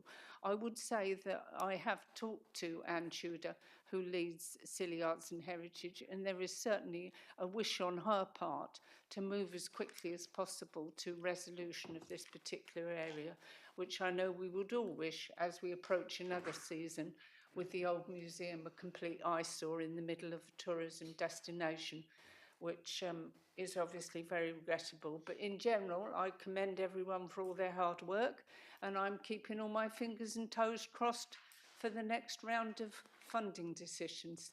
Thank you, Nicola. Thank you, everyone else. Thank you. Councillor Sims, please.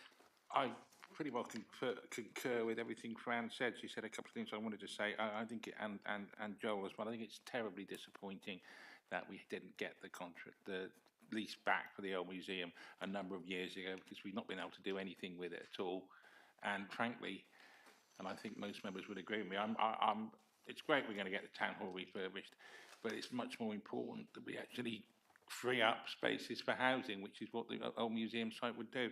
And just regarding the costs, the overruns and everything, I mean, if this project had been started 3 years earlier, when we had stable inflation, we didn't have COVID, we didn't have the war in Ukraine, it would have been, the costs would have come in much more online, I think. It's been massive turmoil in the world, inflation and huge amounts of uncertainty has caused this, and which is why it's endemic to the building industry. And also, just lack of labour because of the madness of Brexit. Thank you.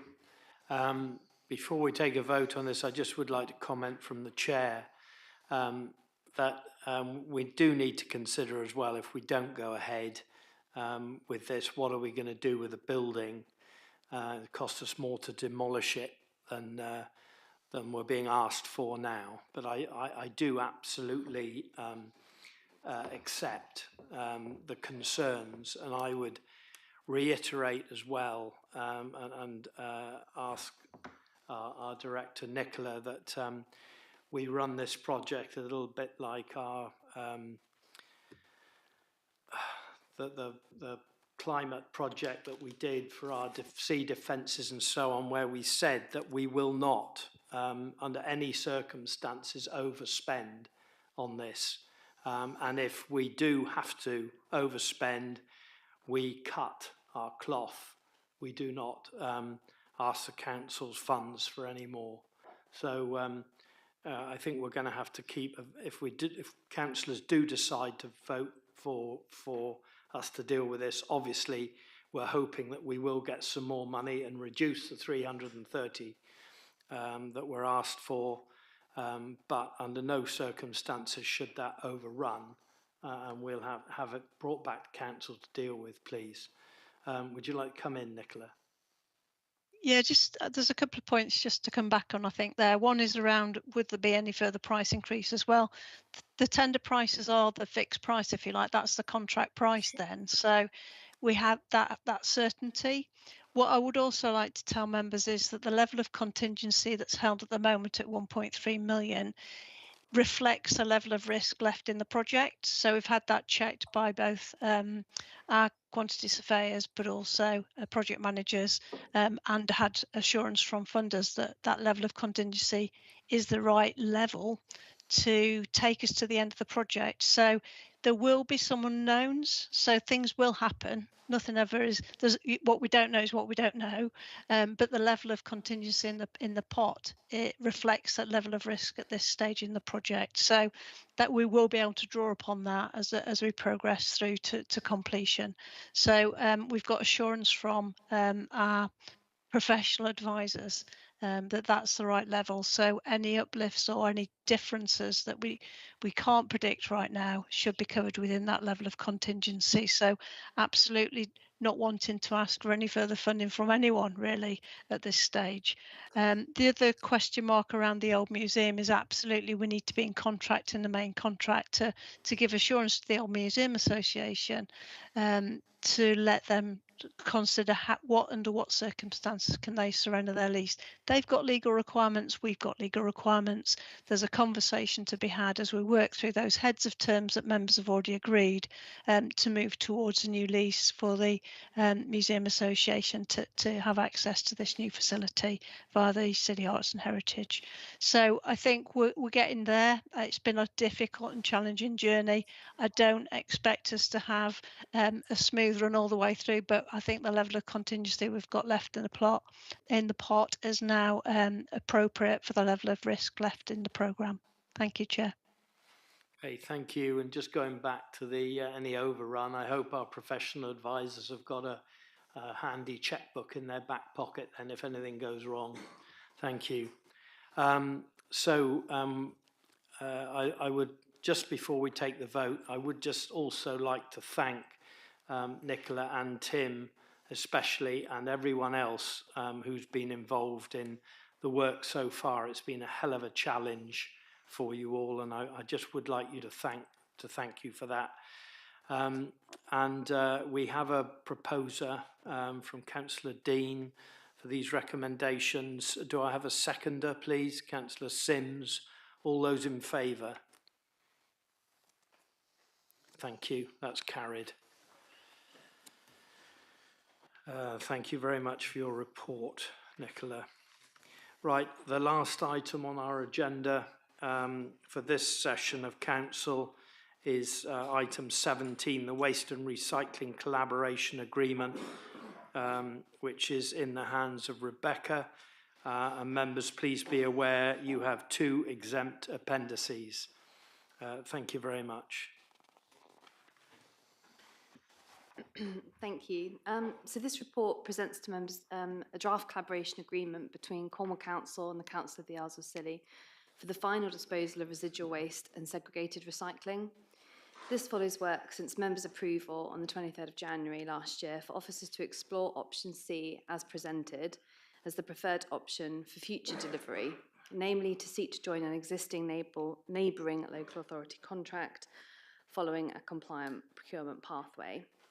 Since January last year, officers have been exploring opportunities with Cornwall Council and sought legal advice on delivering a more sustainable and financially affordable pathway for residual waste and recycling disposal.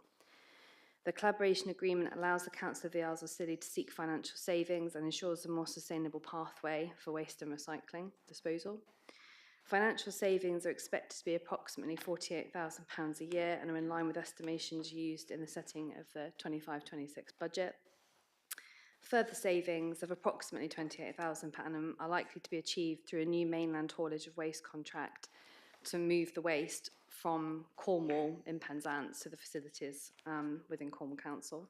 The procurement exercise for this contract opportunity has taken place, and officers are due to award this contract following members' decision on the collaboration agreement. The technical detail of the draft has been drawn up between officers at Cornwall Council and the Council of the Isles of Scilly, and the draft is currently with Cornwall Council's legal team for review. Recommendation 1 of this report is that members approve the draft collaboration agreement for the final disposal of residual waste and segregated recycling between Cornwall Council and the Council of the Isles of Scilly, with delegated authority given to the Chief Executive to approve the final version. And that recommendation 2 is that members note the waste delegation legal advice note provided in part 3. If the recommendations are not approved as set out in this report, the Council will be required to extend its existing waste management disposal contract, potentially for a 12-month period, and to follow an open market tender process thereafter to seek best value. Furthermore, if they're not approved, the Council won't achieve the required savings as set out in the 25-26 budget approved at full Council in February. Thank you, and happy to take any questions. Thank you. Councillor Legg, please. Yeah, this report is the final one in the line. Members have been aware of the process, and why wouldn't we do the same thing for cheaper? I propose the recommendation. Thank you. Councillor Sims, please. I think this is really good news. I've not been able to see the confidential papers on this, but I'm sure that it would change my mind on it. So this is quite a nice saving here, which is obviously good. But we've also got, perhaps, I hope, more savings in the pipeline as the actual carting the stuff to the mainland contract comes up next year. So this is a really good thing regarding waste, and and where we were 10 years ago, it's a completely different planet we're on now, and I think it's brilliant to everybody who's actually worked so hard over that period to get us where we are now. You could have a picnic down at Morwell now if you wanted to. It wouldn't be brilliant, but you certainly wouldn't have wanted to have one 10 years ago. I don't know how many will be joining you, Steve, but thank you. Councillor Dean, please. Yeah, I'd echo what Councillor Sims said, apart from maybe having a picnic down there. But I do think, I said this before, I think when we talk about waste, and it's a shame it's not included in this report, we should show those dramatic pictures of what we used to have down there and what we've got now, and the huge improvement. I think Councillor Sims has already answered my question. So it says in the report there's opportunity to seek further cost savings through the review of the marine waste haulage contract. Did you say it's next year that's up for renewal? Okay. So yeah, that contract expires November 26, so we're going to start the process of review as soon as possible for that contract opportunity. That's potentially a bit more good news. Potentially. Okay, lovely. Thank you. Thank you very much. Well, I have a proposer, Councillor Legg, for the adoption, seconded by Councillor Tobin Dugan. All those in favour, please. That's carried. Thank you very much, and thank you very much, Rebecca, for your report. We'll now close 20 minutes. This part of the meeting, and we will reconvene again at 1400. Thank you very much.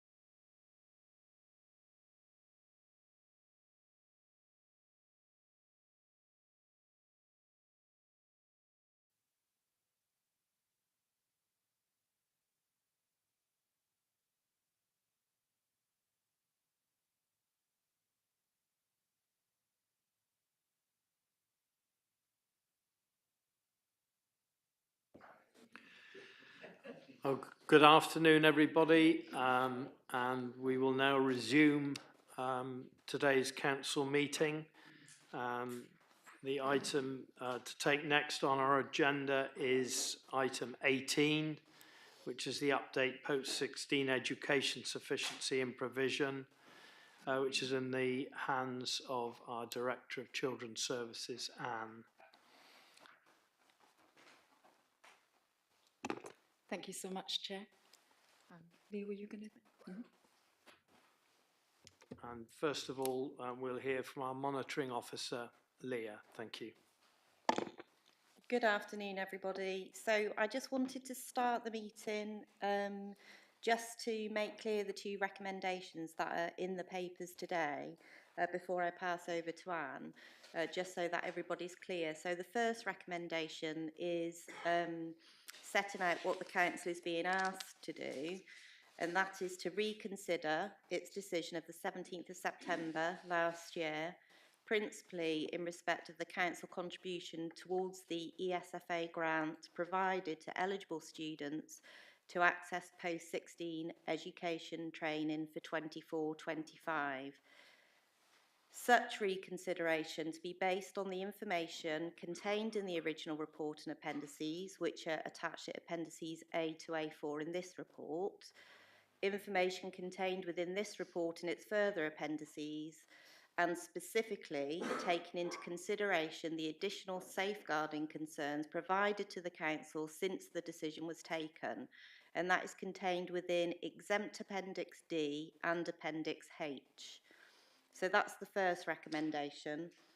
In terms of the second recommendation, this is in respect of the policy document. So members are asked to, based on the information contained within this report and its appendices, to consider, including giving conscientious consideration to the feedback from the consultation on the post-16 transport policy statement, which is Appendix B, and the Equality Impact Assessment, Appendix G, and they are being asked to approve the proposed post-16 transport policy statement, including the proposed council contribution to the ESFA grant provided to eligible students to access post-16 education and training for 25-26. That policy document to be implemented by the 31st of March. So just wanted to be clear on those two recommendations that are before members in the papers. Thanks. Thank you. Thank you, Leah. Good afternoon, members. I just want to introduce to you online is my colleague Anita, who most of you will know, but Anita has joined us this afternoon because Anita was the officer working to me that carried out the work to do with the transport policy and the consultation. So, as you know, these papers were published well enough in advance for you to have had a really good consideration of them. It's not my intention this afternoon to go through each paper or page line by line, but instead to take the documents as read and to open for any questions. Thank you. Councillor Williams, please. I don't have a question at this point, Anne. I'll make some comments and I think a question may come out of that, so if I may go ahead. Firstly, I welcome the opportunity to once again publicly discuss matters relating to post-16 provision on Scilly. I want the conversation and debate to continue in public and will go as far as proposing a new recommendation to the report that commits the new council to a further update on progress within the next 6 to 9 months. I welcome and thank those who took the time to feed into recent consultations that focused on travel but also touched on other aspects. I offer thanks to staff and partners past and present who've been working to improve many aspects of the wider post-16 offer, both from on the island and from the mainland. I'd also like to let any young people listening into this debate know that as members, we're acutely aware that many of you represent the future of our islands. We all want to see Scilly survive and thrive, to be a place where those who wish to live can work and raise families in order to help our island community prosper. The success of your education when you leave school at 16 plays a vital role in our longer-term sustainability and ability to remain a viable place to live. I hope by the next time we discuss post-16 in public, your voice and opinions form a key part of our evidence. We're tasked today with reconsidering the report which went to Council last September. I'm going to be careful not to slip into any matters that aren't expressly included within the documents before us, so I hope other members will do as well. I'll refer to the safeguarding concerns raised around 2.12 of the report. There are many areas where elected members have the skills and experience to make and influence decisions. I don't, however, believe safeguarding and case management is one of these areas. We rely on trained and experienced professionals to make informed judgments based on professional qualifications and years of frontline work. I'm pleased and reassured that the recent Ofsted feedback demonstrates we have a strong and effective staff team in place to make these judgments. Ofsted's findings give me the confidence that the historical concerns are being considered in today's context. Appendix D covers these historical findings. Perhaps what I find frustrating is that help, guidance and support could have been put in place if it had been asked for. Social care and other partners aren't there to judge or pass blame. I'd urge other parents who may in the future face concerns to seek professional help in a timely way. I welcome the increased funding from the ESFA. However, it is at the bottom end of what I was hoping for. I would, however, like to publicly thank officers who've helped make our case and secure this increase. I also welcome the Council's top-up of £1,635, which combined takes the financial support available to parents close to £10,000. Over a period when local authority finance has generally faced significant, if not massive, cuts, the rise in post-16 support should be welcomed. I do, however, want to ensure this figure stays linked to inflationary rises over the longer term so it doesn't slip in terms of its buying power. I recognise that for some families, they still face financial pressures. I was encouraged after our meeting in September when quite a few parents told me that the increase would greatly help their family finances, including some who use boarding provision. I hope today's paper offers further reassurance. At our last meeting in September, we spoke about parental choice, and I still believe that has a key role in post-16 decision-making.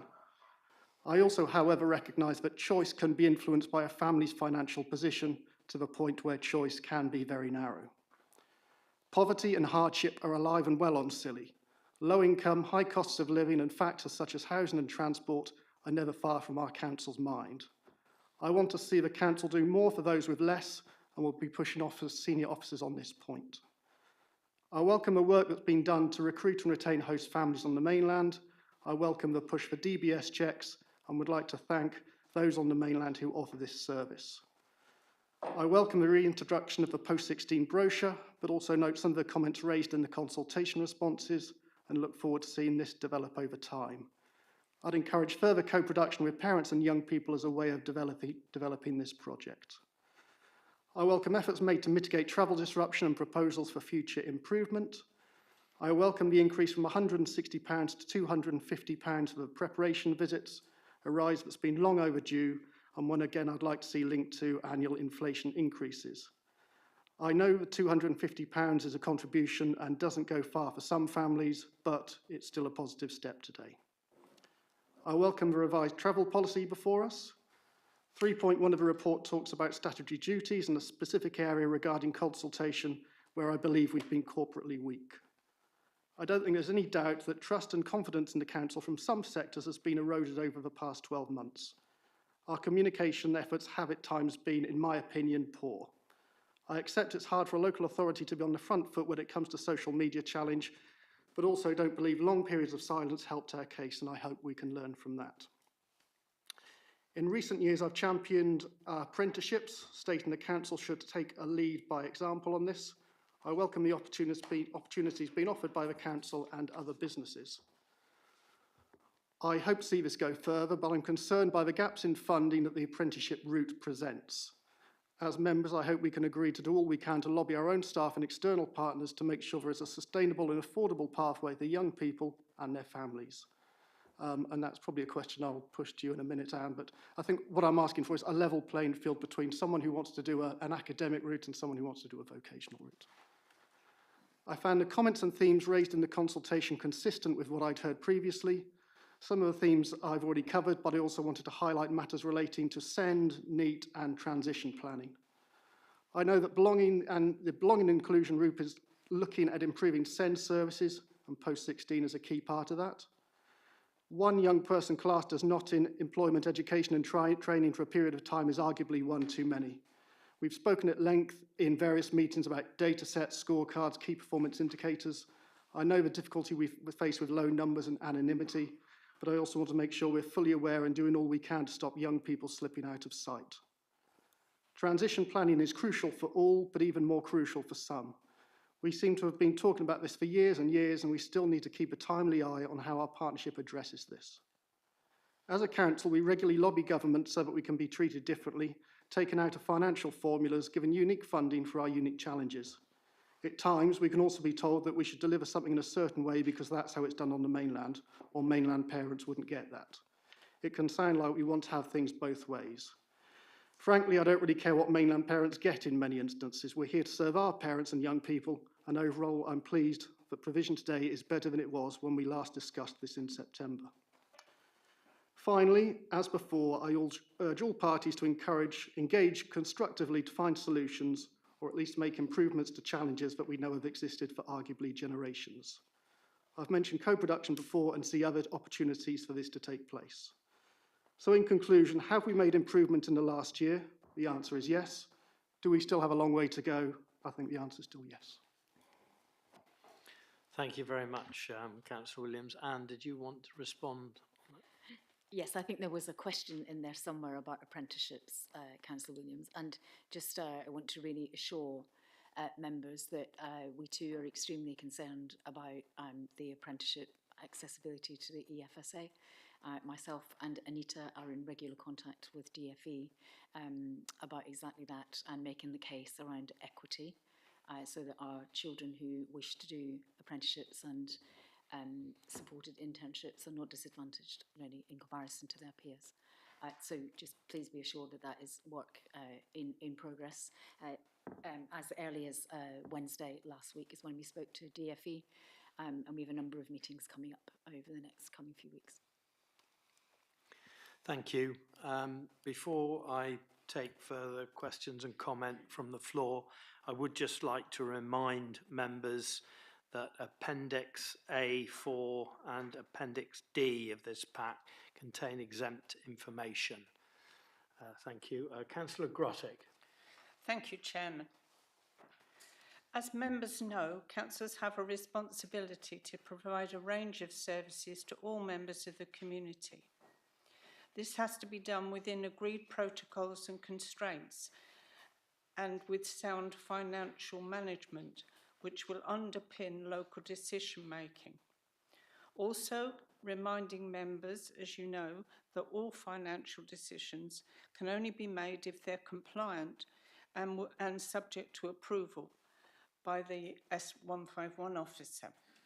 I also would like to say to members that I intend making a recommendation later to recognise and support the amount of work that is currently being undertaken by our officers to engage with government to look for ongoing support to our post-16 offer.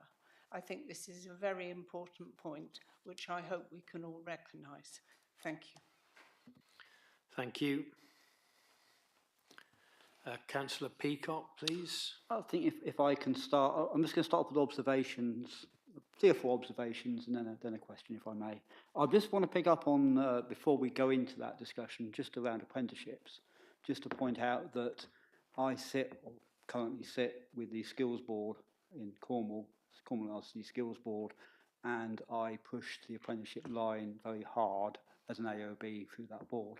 So they're getting it from DFE, but they're also getting it from Cornwall, and the strategy that we're currently putting in place for education from the islands, both in terms of post-16, but also in terms of apprenticeships, to make sure that if someone is doing an apprenticeship from the island, my belief is they should have exactly the same funding opportunities as a child does who is going to college. I think it's really important, and worked with Anne very quickly to get that through.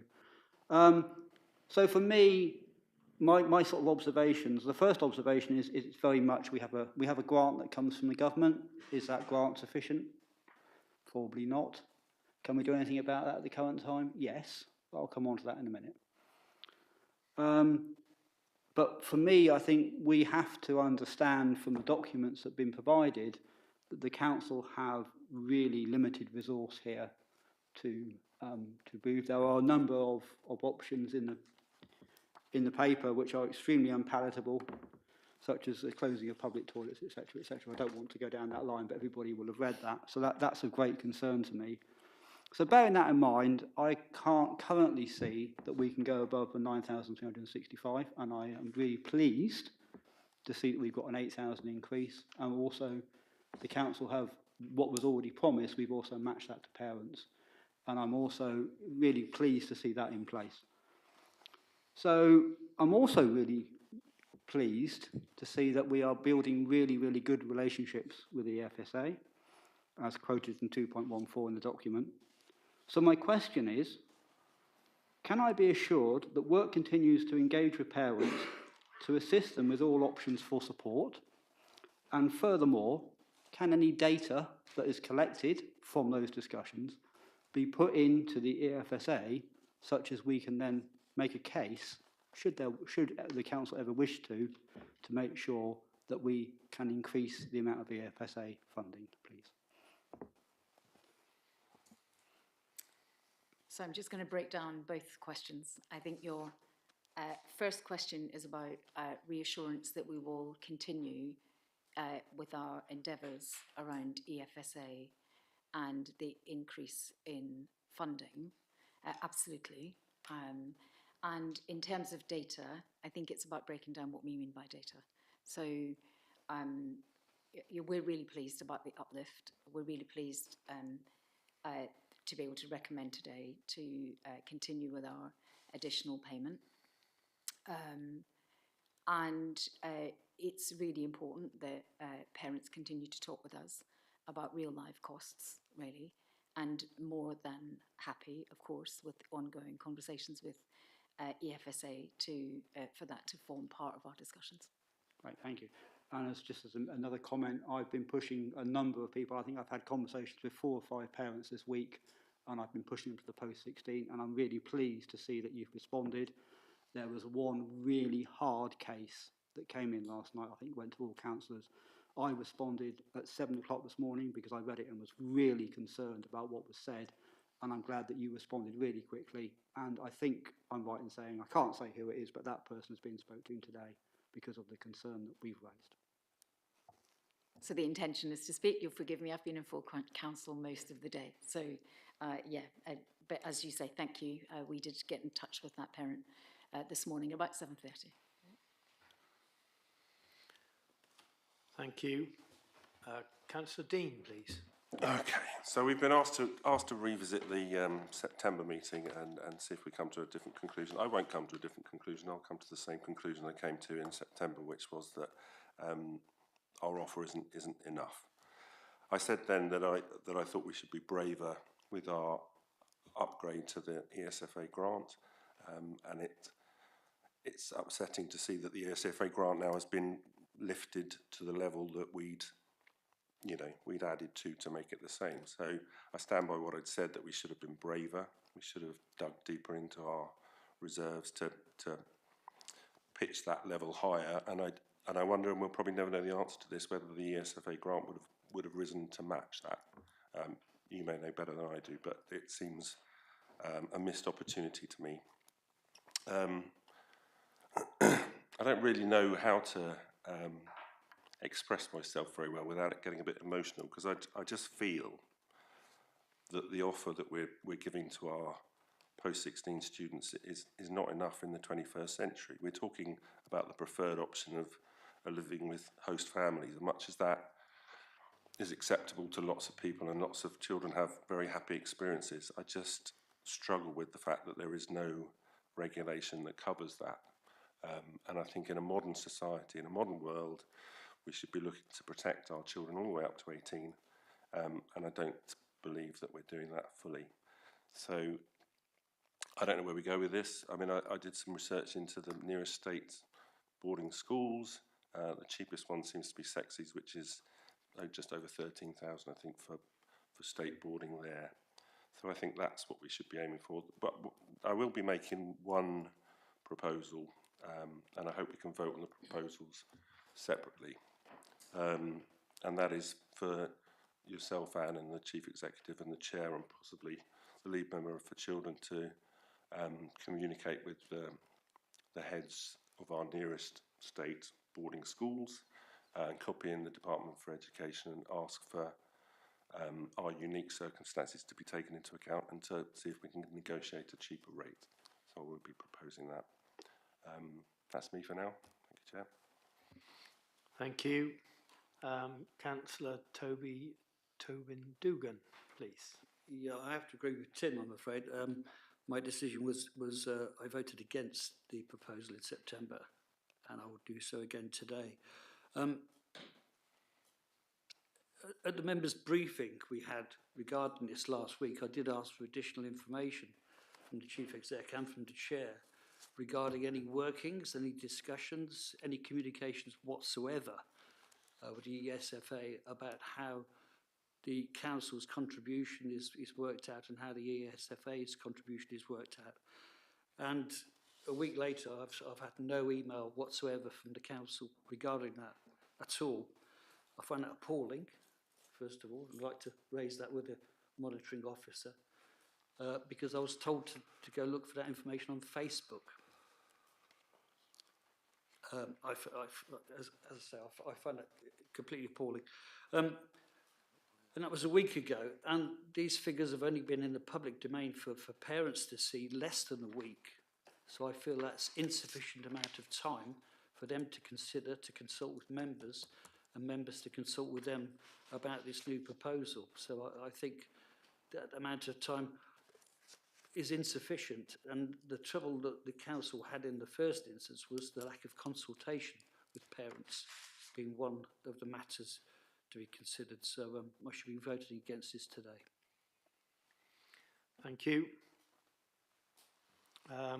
Councillor Marcus, please. Yeah, in order to come to a decision, I'd like to ask about the policy and the consultation. There's quite a lot of negative stuff in the answers to the consultation.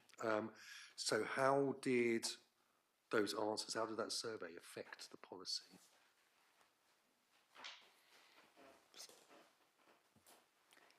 So just before I answer you, I'm just going to pick up on something from Councillor Dean. So you said that you're going to be asking for us to contact our most local boarding schools. One of the things I would say to you is that we've been looking at the costs around boarding, and of course boarding host families and living with family members there's a suite of options that families access. Just for clarity, and we will take that away as an action from today to our local boarding schools. So I'm just going to break down for you some of the costs in that the Duchy of Cornwall colleges per annum in terms of boarding is around £6,500. Exeter Maths School is £12,561 per annum, and the Richard Hewish School is £16,500. And we will take away an action to be able to write to all of them, including our DFE, as requested. Okay. Now, Councillor Marcus, you were asking about the consultation. Yep. So one of the reasons that we've got Anita joining us online is Anita was the person that did the consultation and ran that and did the findings. So, Anita, I wonder if you would like to come in. Yeah, good afternoon, colleagues. Thank you for allowing me to join you this afternoon. Firstly, in response to the consultation, we obviously have to be very mindful about not attributing comments on or making anything identifiable. So I did use a thematic approach. And in terms of how the survey affected the policy, I think it was really important as a principle that we were listening to real concerns, and actually there were limited changes that could be made to the policy because the structure and the headings in the policy are quite clearly determined by the Department for Education. So what we really wanted to do and what we want to do going forward, I think somebody mentioned the post-16 handbook and information booklet, is to really engage and communicate and co-produce what we've started to improve that communication, so that policy, that handbook, can be linked to the policy, because there was lots of comments about not enough information about what to expect, travel, you know, and I think these are really these were really helpful and constructive about what it feels like for families and young people in preparing, and I feel we can practically do something about that. So there will be a review and update of that document. And then secondly, a lot of the things are covered in the Appendix B, where I did do a table and then a response, but specifically we try to improve and clarify the duties, because there's some I think there's some complexities around those who are without education, health and care plans, who are adults, and those who are not. There was a comment about, you know, defining what resident means, and so that has been updated in the policy just to clarify who would be in scope. I've talked a little bit about linking the post-16 handbook. We did clarify about apprenticeships. Obviously, there was a feeling that this wasn't fair, and as Anne has said, we did even take that up last week with the DFE post-16 team. And also, obviously, the one-off contribution, whilst £250 isn't enough, it does at least reflect that we've tried to increase that. There was a comment about the equality impact assessment, which has been completed and obviously was included as appendices. So I think that's the summary in terms of the impact of the policy, of the survey on the policy. Okay, so because this consultation will run yearly, that's correct. Yep. So we'll see some improvements next year as well as this stuff beds in. Yeah. Also, there's some things about generalisation about travel providers in there and reports, and some clarification around language would be good, because it is reading, for me, reading the first few sentences is a bit of a head spin about understanding what's actually the council is liable for and what it isn't liable for. So it would be good to explore that a little bit more and get some clarity around that. It was good to see the quality impact assessment finally.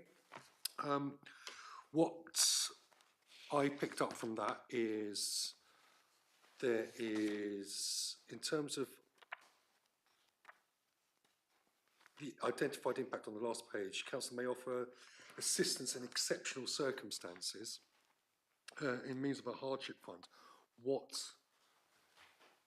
How does that kick in? What is that? So we've been thinking long and hard about what may need to happen in that area, and one of the reasons for talking about a hardship fund, just to be clear, we don't have a designated pot for a hardship fund, and that to be able to go over and above this, and for families to approach us who are in hardship, then the expectation is that we would look at means testing with families. That's been something that we've been talking with DFE about over the last year or so. And so it would absolutely depend on incoming, outgoings, and choice, really. But that would be something that we in Children's Services would do with families who felt the need to access a hardship support.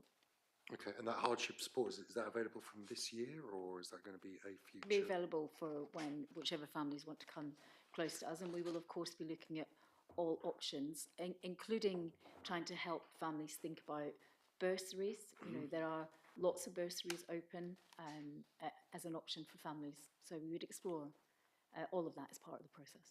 Okay. Yeah, one thing I noticed from quality impact assessment, I'm sure this is because we don't get to see many come to council, in fact hardly any at all. Is this a template that's set by someone? Is this a Cornwall Council thing we've adopted, or I'm just wondering because I don't see social value in there at all, and that's kind of been the main thrust of my thinking around this is how we value the sustainability of the island, attracting people here, attracting people to stay here. And parents have already spoken to me about wanting to leave in for their children to go into year 7 because they're not going to want to do secondary here. So, that's a really important part for me. So is that something that can be incorporated into the equality impact assessment tool, that social value thing? I mean, it absolutely can. As you know, there's ongoing work around doing a comprehensive impact assessment on decisions that are brought to full council. So this one focused principally on the Equality Act, specifically on this policy, but in terms of evolving the comprehensive impact assessment for the council as a whole, I think we can pick that up as part of the ongoing policy work, but I would expect to see more comprehensive impact assessments attached to key policy decisions that full council are being asked to make, which is why that one was undertaken for this policy. Okay, well, that would be good to see. And finally, from me, we've been asked to reconsider the paper from September. In the paper in September, you had short, medium and long-term projects to go. What's the status of those medium and long-term projects at the moment? So I think part of the questions that we've been having is, where are we on the idea of supported accommodation on the mainland? I think, Councillor Marcus, that's a particular interest, really. When I've sat with you before, we've talked about the fact that we had one provider that we've been working with to see whether this was a possibility for them. They've recently come back to us just as recent as last Friday to say that it's non-viable for them. We have got another option that we are starting to explore at the moment, but I just need to be really clear that the provision of that would have to be something that we would be in partnership with an organisation to do, because this council doesn't have the infrastructure to be able to support that at this time. So that's where we are. It's a longer term option. It's something that we feel, really strongly about. If we can make happen, then absolutely, that's what we want to be able to do. The other issue was about actually providing some on-island post-16 education. We have talked before about the new academy that will take over. And we have I have some meetings with them over the next coming couple of weeks to explore the option, a range of options, and one of my topics for conversation with them is about post-16 provision and the sponsoring of that potentially on island. And you'll know from the previous paper about a whole range of options around hybrid learning too. That's where we're at. It's a work in progress. Thank you. Thank you. Councillor Sims, please. Now, we seem that we have a problem, a big problem, because there are 40 kids in the country which are subject to this problem. And because of that, we essentially have a legal vacuum here, because there's been no reason whatsoever for government to bring in a law to help just 40 children. I don't know, it's 0.001% or something. So what we were ending up with is concessions. The council will do some concession. It's up to the limited appeals it can do. With the government makes a concession. And I'm inclined to agree with Tim's analysis.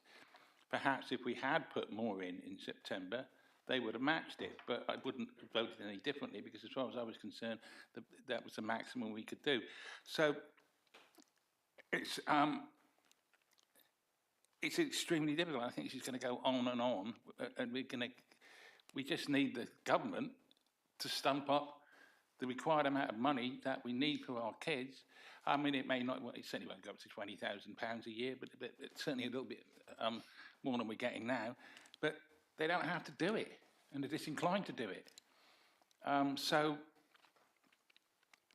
that doesn't help the situation. But there was other things I wanted to say which I've completely forgotten. Okay, thank you. So just respond a little bit. We've been working extensively since our paper in September, and Of course, boarding is an option, one of the options for parents and for young people, as is living with extended family and friends on Cornwall, as well as host families. And it never fails to amaze me at how creative this community are and have been for many, many years. So I'm just going to take the opportunity to update you on some of the work that we've been doing, particularly around the host families. You'll see in the paper that we have increased our number of host families significantly since we last spoke. It was 4 in September. We now have 10 host families with capacity for 15 young people. We are currently exploring another 4 host families with a capacity for 5 young people. That's a significant jump in a relatively short space of time, and we have an ongoing campaign. Some of those host families still have vacancies.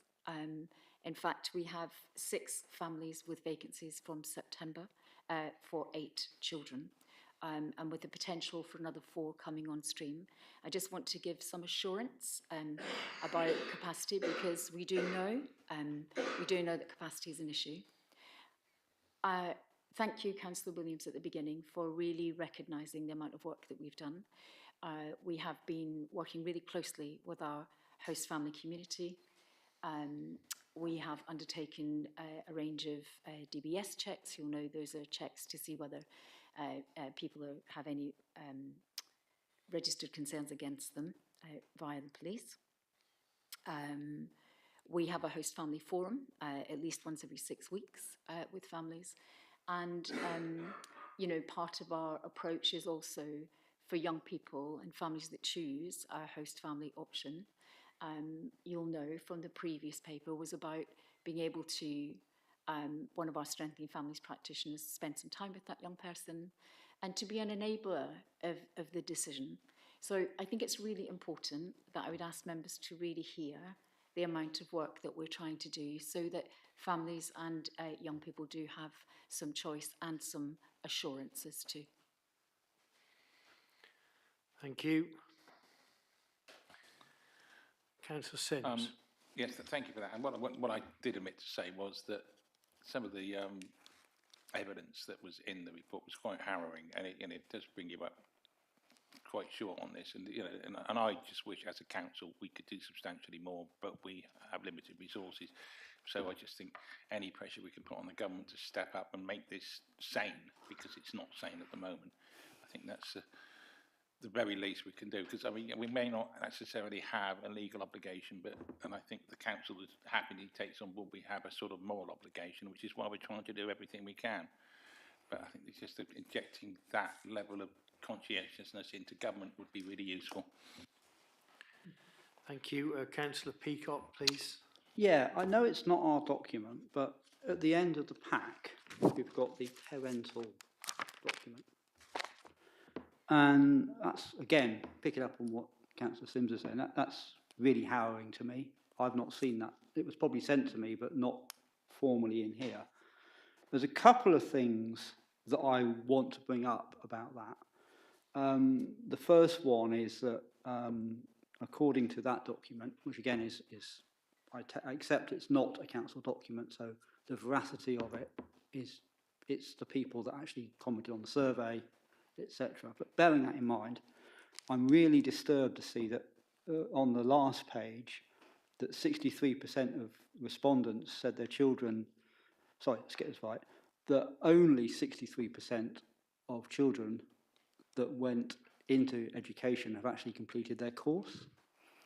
And I just wondered whether, I'm not asking you now for the data because I know you can't provide it and it's unfair of me, but you understand, in general, is this in line with what we'd expect to see nationally, or is this significantly higher than you'd expect to see on the islands? If that's a fair question. If it's not, I will retract that statement. But you understand where I'm heading with this. It's quite alarming when you see this document in front of you not to be emotionally connected to it. And as part of that, I just want to ensure in my own mind that the figures quoted here probably aren't actually quite correct, although I totally accept the veracity of what the work that was done, You understand where I'm heading with this, hopefully. So my question would be, roughly, is it correct to say that round about 2/3 of children that start a course in Cornwall complete that course, therefore 1/3 don't? So I'm more than happy to take that away and come back to full council with a more comprehensive council-based report on what we know about the outcomes for our young people when they participate in education in Cornwall or on the mainland, actually. Yep, and within that document, there's some quite horrible things said. You know, I mean, I don't want to start quoting it, but it talks about a child with type 1 diabetes that nobody was aware of. And again, it's not a council document, so I can't comment on it. I can't comment on it. I don't believe they would have made it up. I believe that's probably someone's true statement. However, can I just confirm the statement you made in September, which was there's currently no formal case study from a host family in Cornwall where the host family is being investigated by the Cornwall Council or the Isles of Scilly Council, and attached to that, can we have assurance that there are really strong processes in place now, bearing in mind where the organisation, where Children's Services was in failing, to where it is now showing improvement, that those procedures are now in place to pick up any of those situations, and perhaps can we at least signpost parents should they have any concerns of what they do, so we can make that in the public forum now, please. Because if I'm sitting here as a parent next year reading this document, I am going to be really, really scared. And anything that we can do as an authority to reduce that level of scaredness, I can't think of a better word, of scaredness, I think is really important. Fear. Level of fear. I mean, I wasn't going to use the word fear, but Steve's put fear in my mouth. So I would say, reading this document, if I was a parent now, I would be extremely fearful of what is going to happen to my child when they get to the mainland. Now, I know personally, because I've been through the scenario, that I personally, and I've spoken to other people, who is worked for. But fundamentally, if a parent has an issue with a child in a boarding school, in any setting, please can we make sure that the procedures are in place to highlight that? So let me try and reassure you and others, Councillor Peacock. There have been no formal referrals to Council for the Isles of Scilly or to Cornwall in relation to the safety of children in host families. The information that that you have before you in the closed documents is an analysis of that, of information that we learned in the aftermath of September. Absolutely, the monitoring visit from Ofsted is probably the most reassuring, the most assurance that you can have as a council, because that is an independent scrutineer that spent significant amount of time with us, and you'll see from the monitoring visit letter published on the 13th of March that there is some very positive response about our practice in children's services. I'm going to refer you to the booklet too. In that booklet there is a wealth of information, and should any family be worried about that, absolutely we want to hear that, and please come and seek some support, advice and guidance. You know, as the Director of Children's Services, I take this stuff really seriously, as I know does my team. And so, yes, absolutely, and we would encourage parents to come and talk to us if they're worried. And absolutely, we have two very experienced, qualified social workers that our Ofsted inspectors were very positive about. There was lots of very good compliments about their ability to talk with young people. And there are rules and regulations and legislation in place, and the way that we have to do our job, really, around the welfare of children and the protection of children. Okay, thank you very much. Councillor Dean, please. I think, if I'm understanding Councillor Peacock correctly, the point he's trying to make, I think, is that if a child is staying in an unregulated environment, with a lack of pastoral care, supervision, whatever you want it, then the risk is there that an incident like this one that he's just talked about with the child with diabetes wasn't picked up, and that's the risk. So that's the whole point of this whole discussion, is that if you're in a boarding school where there is a housemaster or whatever they're called these days, that is checking up on the kids every day, making sure they're home, making sure they're eating, making sure they're healthy, then parents have that reassurance. If they're staying in a host family, and again, don't get me wrong, lots of these host families are absolutely wonderful and kids have a lovely time, but the risk is there that things like this won't get picked up again in the future. So I don't believe there's any system in place at the moment to reassure parents that would get picked up on, but you're going to come back and tell me that there is. So let's see what you have to say. So I think it's really important that members understand that this is about a partnership. It's a partnership between the parents, the young person, and where that young person is living. And there is an integrated children's services offer is to be the best enabler of making the right decision about that. You'll see in our booklet, there's a contract, an example of a contract behind it, at the back of it in an appendix.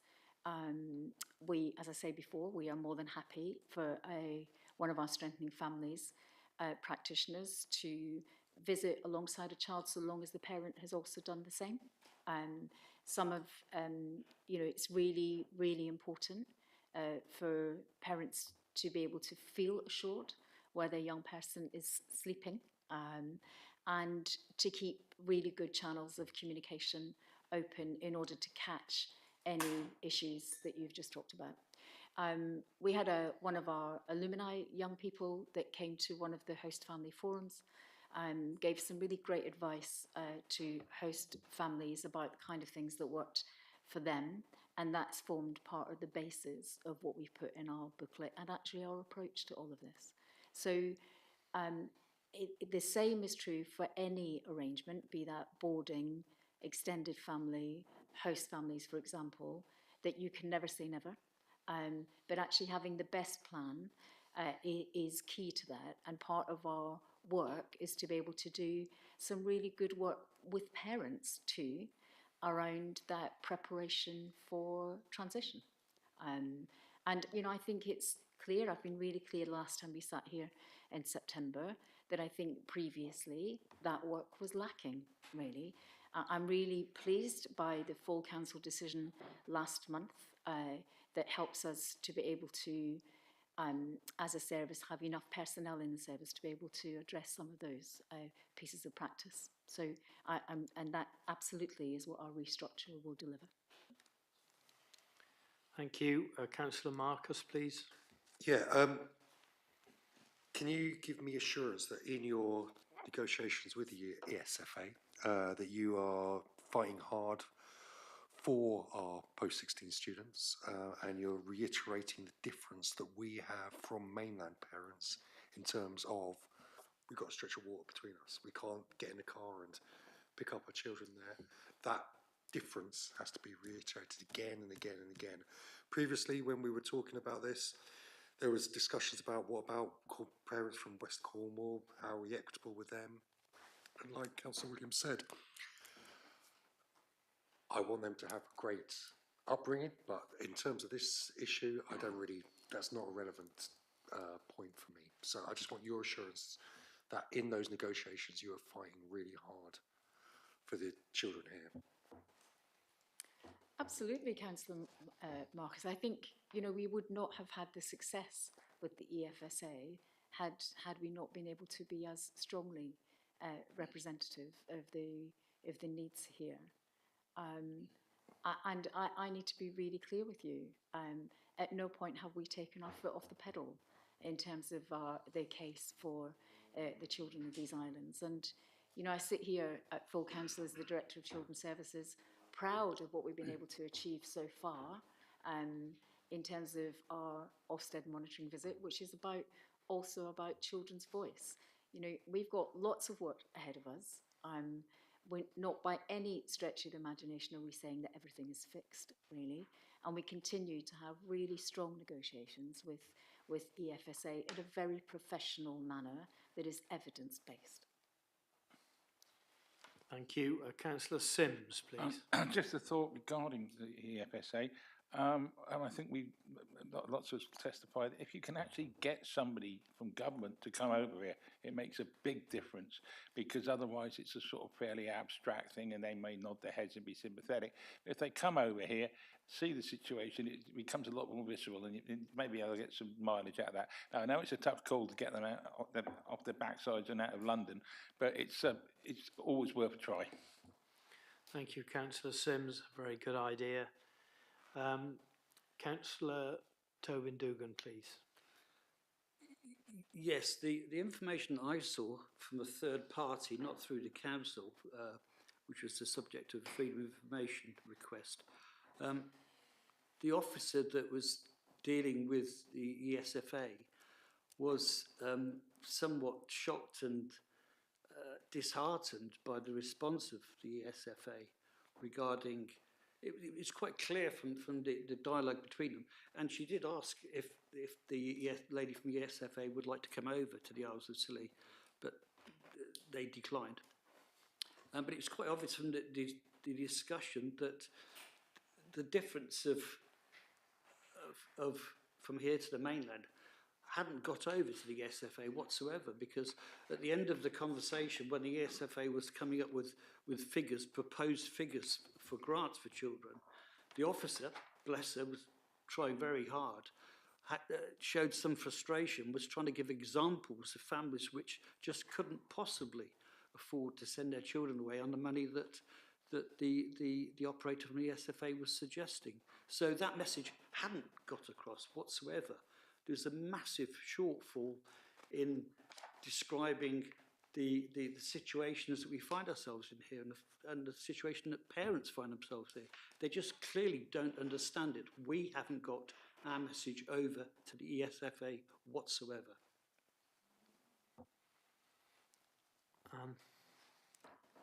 I disagree. I think the fact that we've had the uplift from EFSA, there's a different issue about whether that seemed to be enough. But the fact that we have had that uplift, particularly at current climate, politically, I think is a marker in the sand that says that we have a good working relationship with EFSA and that we will continue to develop and build on that. Thank you. Councillor Dean, please. Yeah, just on the travel policy in Annex 1, you talk about contingency travel arrangements when there are issues. I'm a little bit concerned about that, because there doesn't seem to be a set plan. I know there was an incident recently, I believe, was it at half term or something, when some of the kids end up staying at Mounts Bay? Is that I might have just made that up. I might have just made that up. Is that true? Yeah. So that was an informal arrangement that was made, but it would be quite nice to know that arrangement was formalised, so that if we get in that situation again, there is at least somewhere for the kids to go together, if you like, and be safe somewhere. So I'd like to see that improved.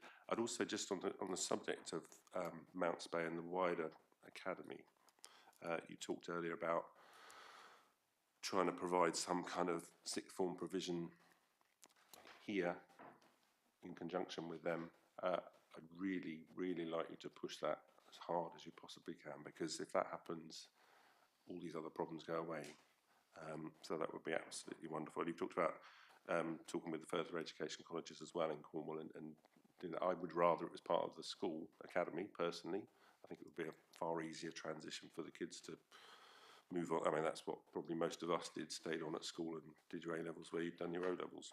That's how old I am, O-levels, GCSEs now. So yes, so just on the contingency travel arrangements with... So we're more than happy to help parents think about, what contingencies would work for their young people.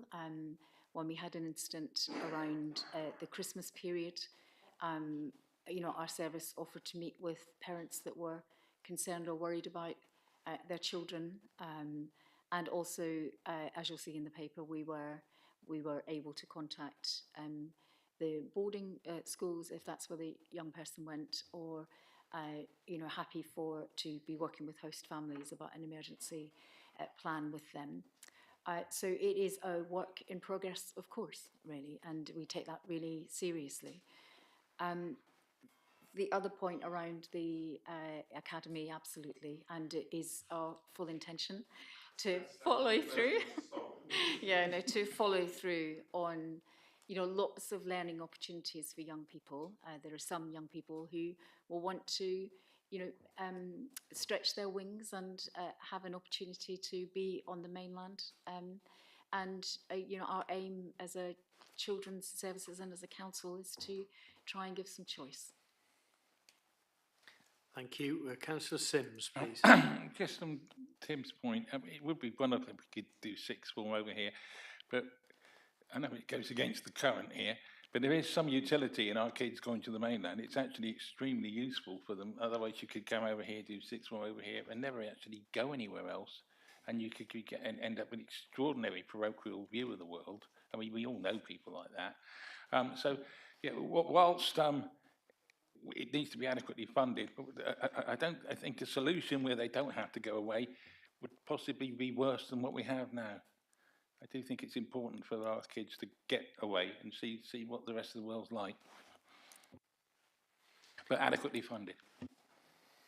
I'd also just like to comment that there is also the issue of sport, which for me is really important in education as well. And, if our kids are not going to the mainland, they're not able to play other teams and so on. And so although the provision, of the post-16 education here might solve some problems, I'm not sure that, we can deliver the whole service that we would want to deliver for our children.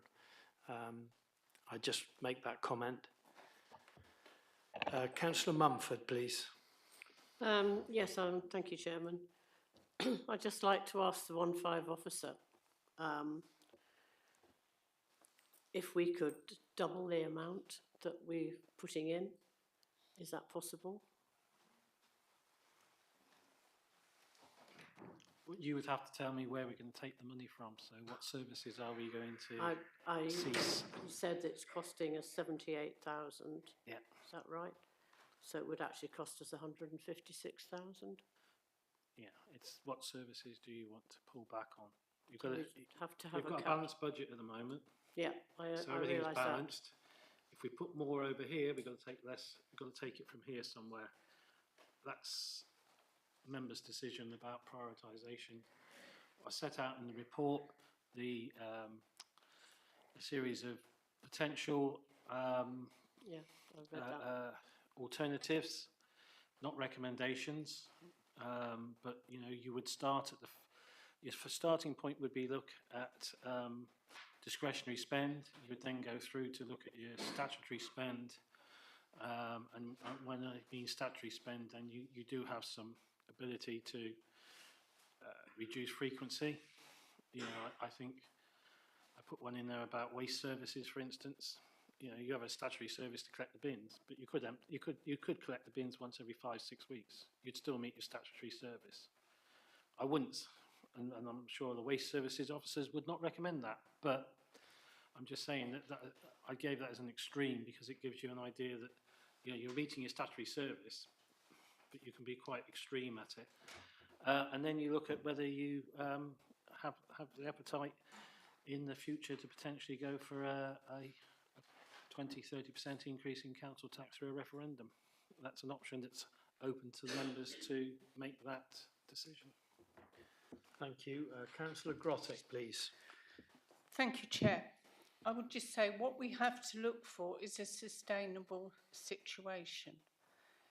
We can't just increase funding and find it for 1 year. We have to look at the future provision for children as an ongoing situation, which is why I strongly feel we have to support our officers who, contrary to some of the information that's been given, are really trying their hardest to work with central government to emphasise the challenges that our parents and our council has in order to increase funding.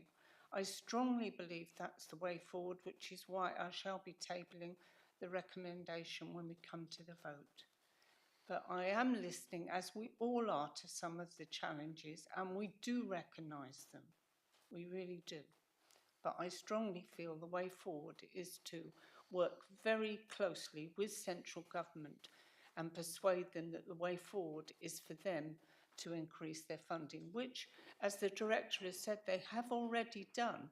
In a situation of dire financial straits for the central government, they have actually started that process. So that is, I think, encouraging. Thank you. Do we have any more questions, please? Okay, well, we have 2 recommendations in front of you today. Members, could I have a proposer for their adoption, please? Councillor Grottick. No, sorry, Chair, but I did say I'd like to make a third recommendation. Oh, sorry. Yes, okay. Would you like to make that now? Thank you, Chair. I'd like to recommend an additional recommendation, which is as follows. The Council commits to continue to make representations to central government, specifically the Education and Skills Funding Agency, ESFA, an executive agency of the Department of Education, in respect of increasing the ESFA grant paid to the Council in respect of a contribution towards boarding, accommodation and travel costs to support eligible post-16 students in full-time education and training on the mainland of England. And I would look for a seconder, please. Councillor Peacock. Yeah, I would also like to second that proposal from Councillor Grottick. I think it's really important for locally here. It's very obvious looking at our council revenues that we have very limited support here. And I think it's critical that we speak to the EFSA as a matter of urgency, and I know that Anne has said she's already doing that, to make sure that we get the absolute best deal for the islands. So I would like to second that proposal. Okay. So we have a proposer and seconder for this additional recommendation. All those in favour, please. Is this just in respect of that additional recommendation? Sorry? Is this just in respect of the Yes. additional recommendation? Thank you. Yes. Chair, I had a further recommendation as well that I'd like to propose. So do you want me to vote on that, on this first recommendation first and then take the other one? It's on the table. So in respect of Councillor Grottick's proposal, that one needs to be proposed, seconded and voted on. Yeah. If we're now moving to recommendations 1 and 2. No, there's another recommendation going to be put forward. But I don't think it's an amendment, is it?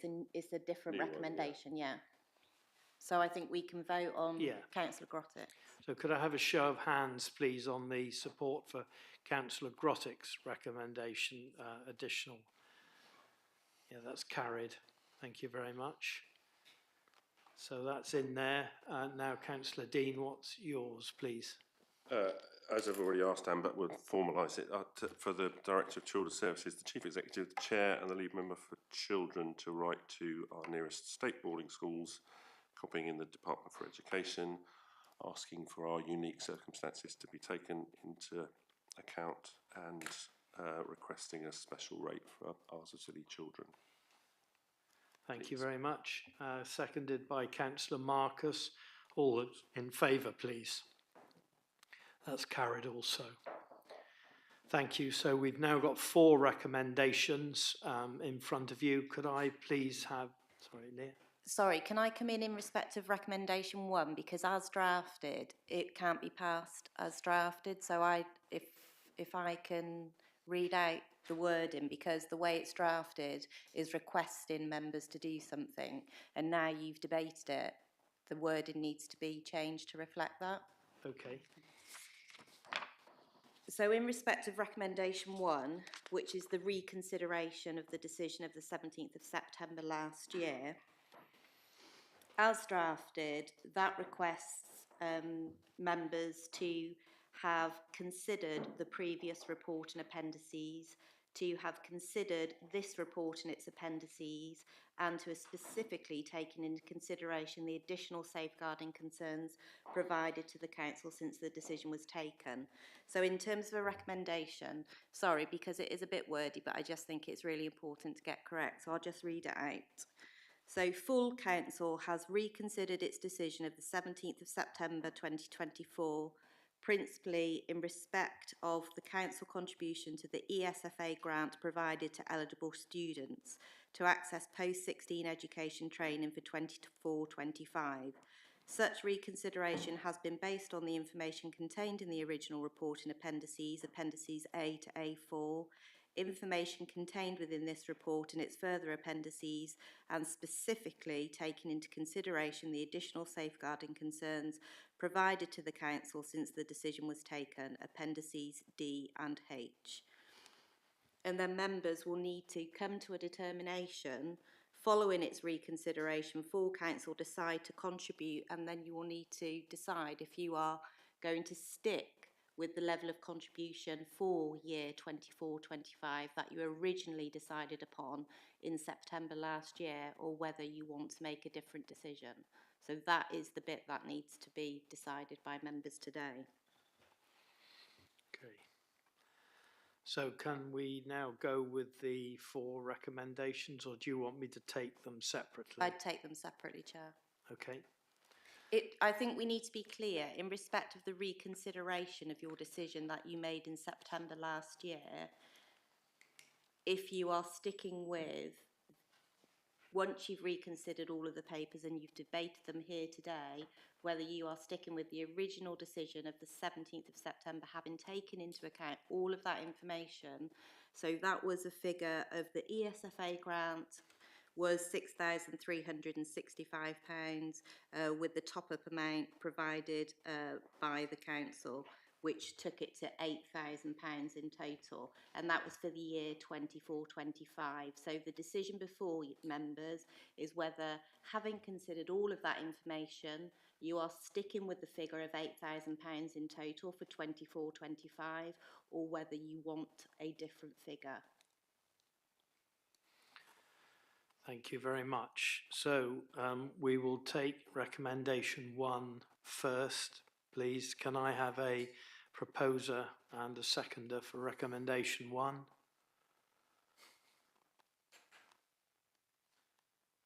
Councillor Williams. Councillor Grottick seconding. All those in favour of recommendation 1? Can you show, please, Councillor Sims, are you showing that 1, 2, 3, 4, 5, 6, and I'm 7. So that's carried, is that right? Should we go against, just to be sure? And those against, please? 1, 2, 3, 4.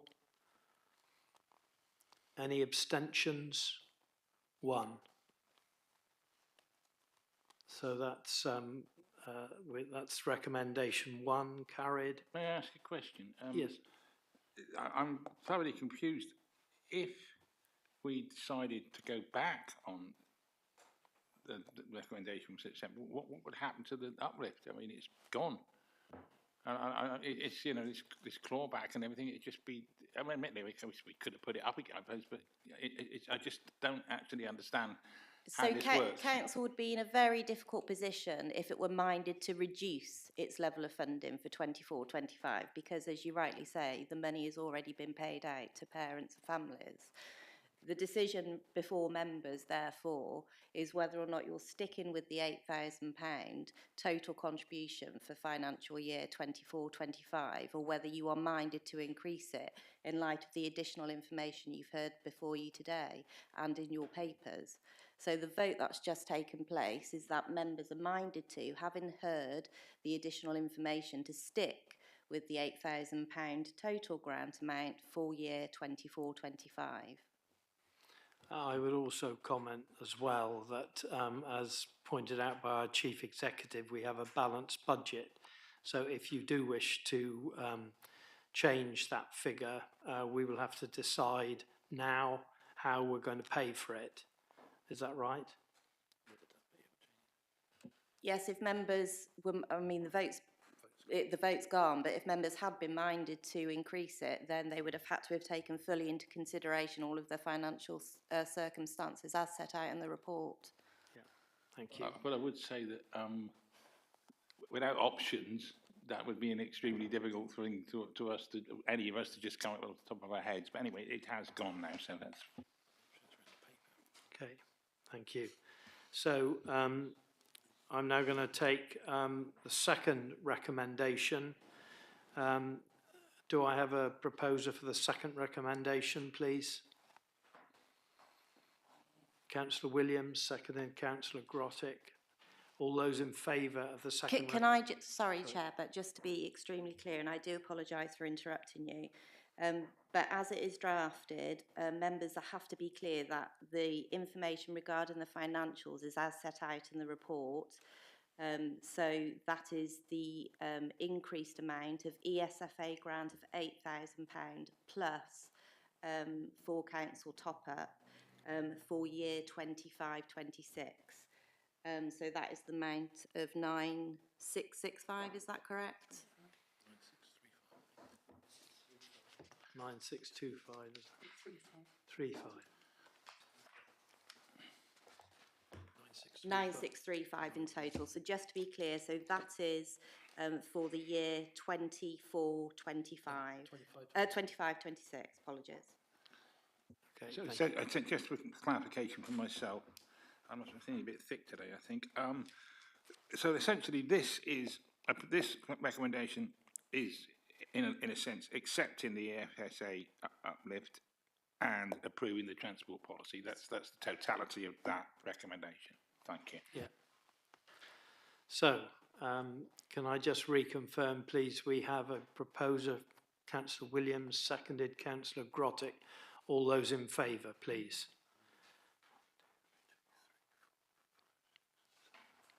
That's 8. So that is carried. Those against, please. 1 against. And any abstentions? 2. Thank you. We now... Apologies, Chair, but can I just confirm with the 151 officer, that was a financial decision. Should it be a recorded vote? Or, no, thank you. Just clarifying. Apologies. Okay, thank you. Now we have 2 further recommendations that have been read out to you. Could I please have a proposer for those 2 recommendations? Councillor Peacock, seconded Councillor Grottick. All those in favour, please.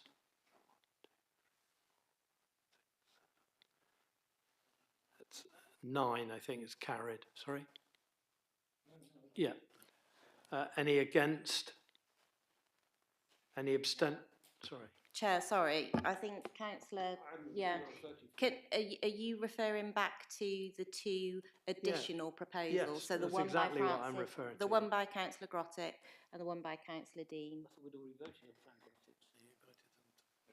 Yeah, that was my understanding, that they'd already been voted before recommendations 1 and 2. So I think well, all I'm votes sorry, have I thought you wanted us to take them all separately again because of the issues we've had over number 1 and number 2. But if we've already done them, then that's fine. I think you voted on those 2. I think it's fine. Thank you. Okay. Okay. Thank you very much indeed. Thank you, everybody. And with that, I'll close the meeting. Thank you.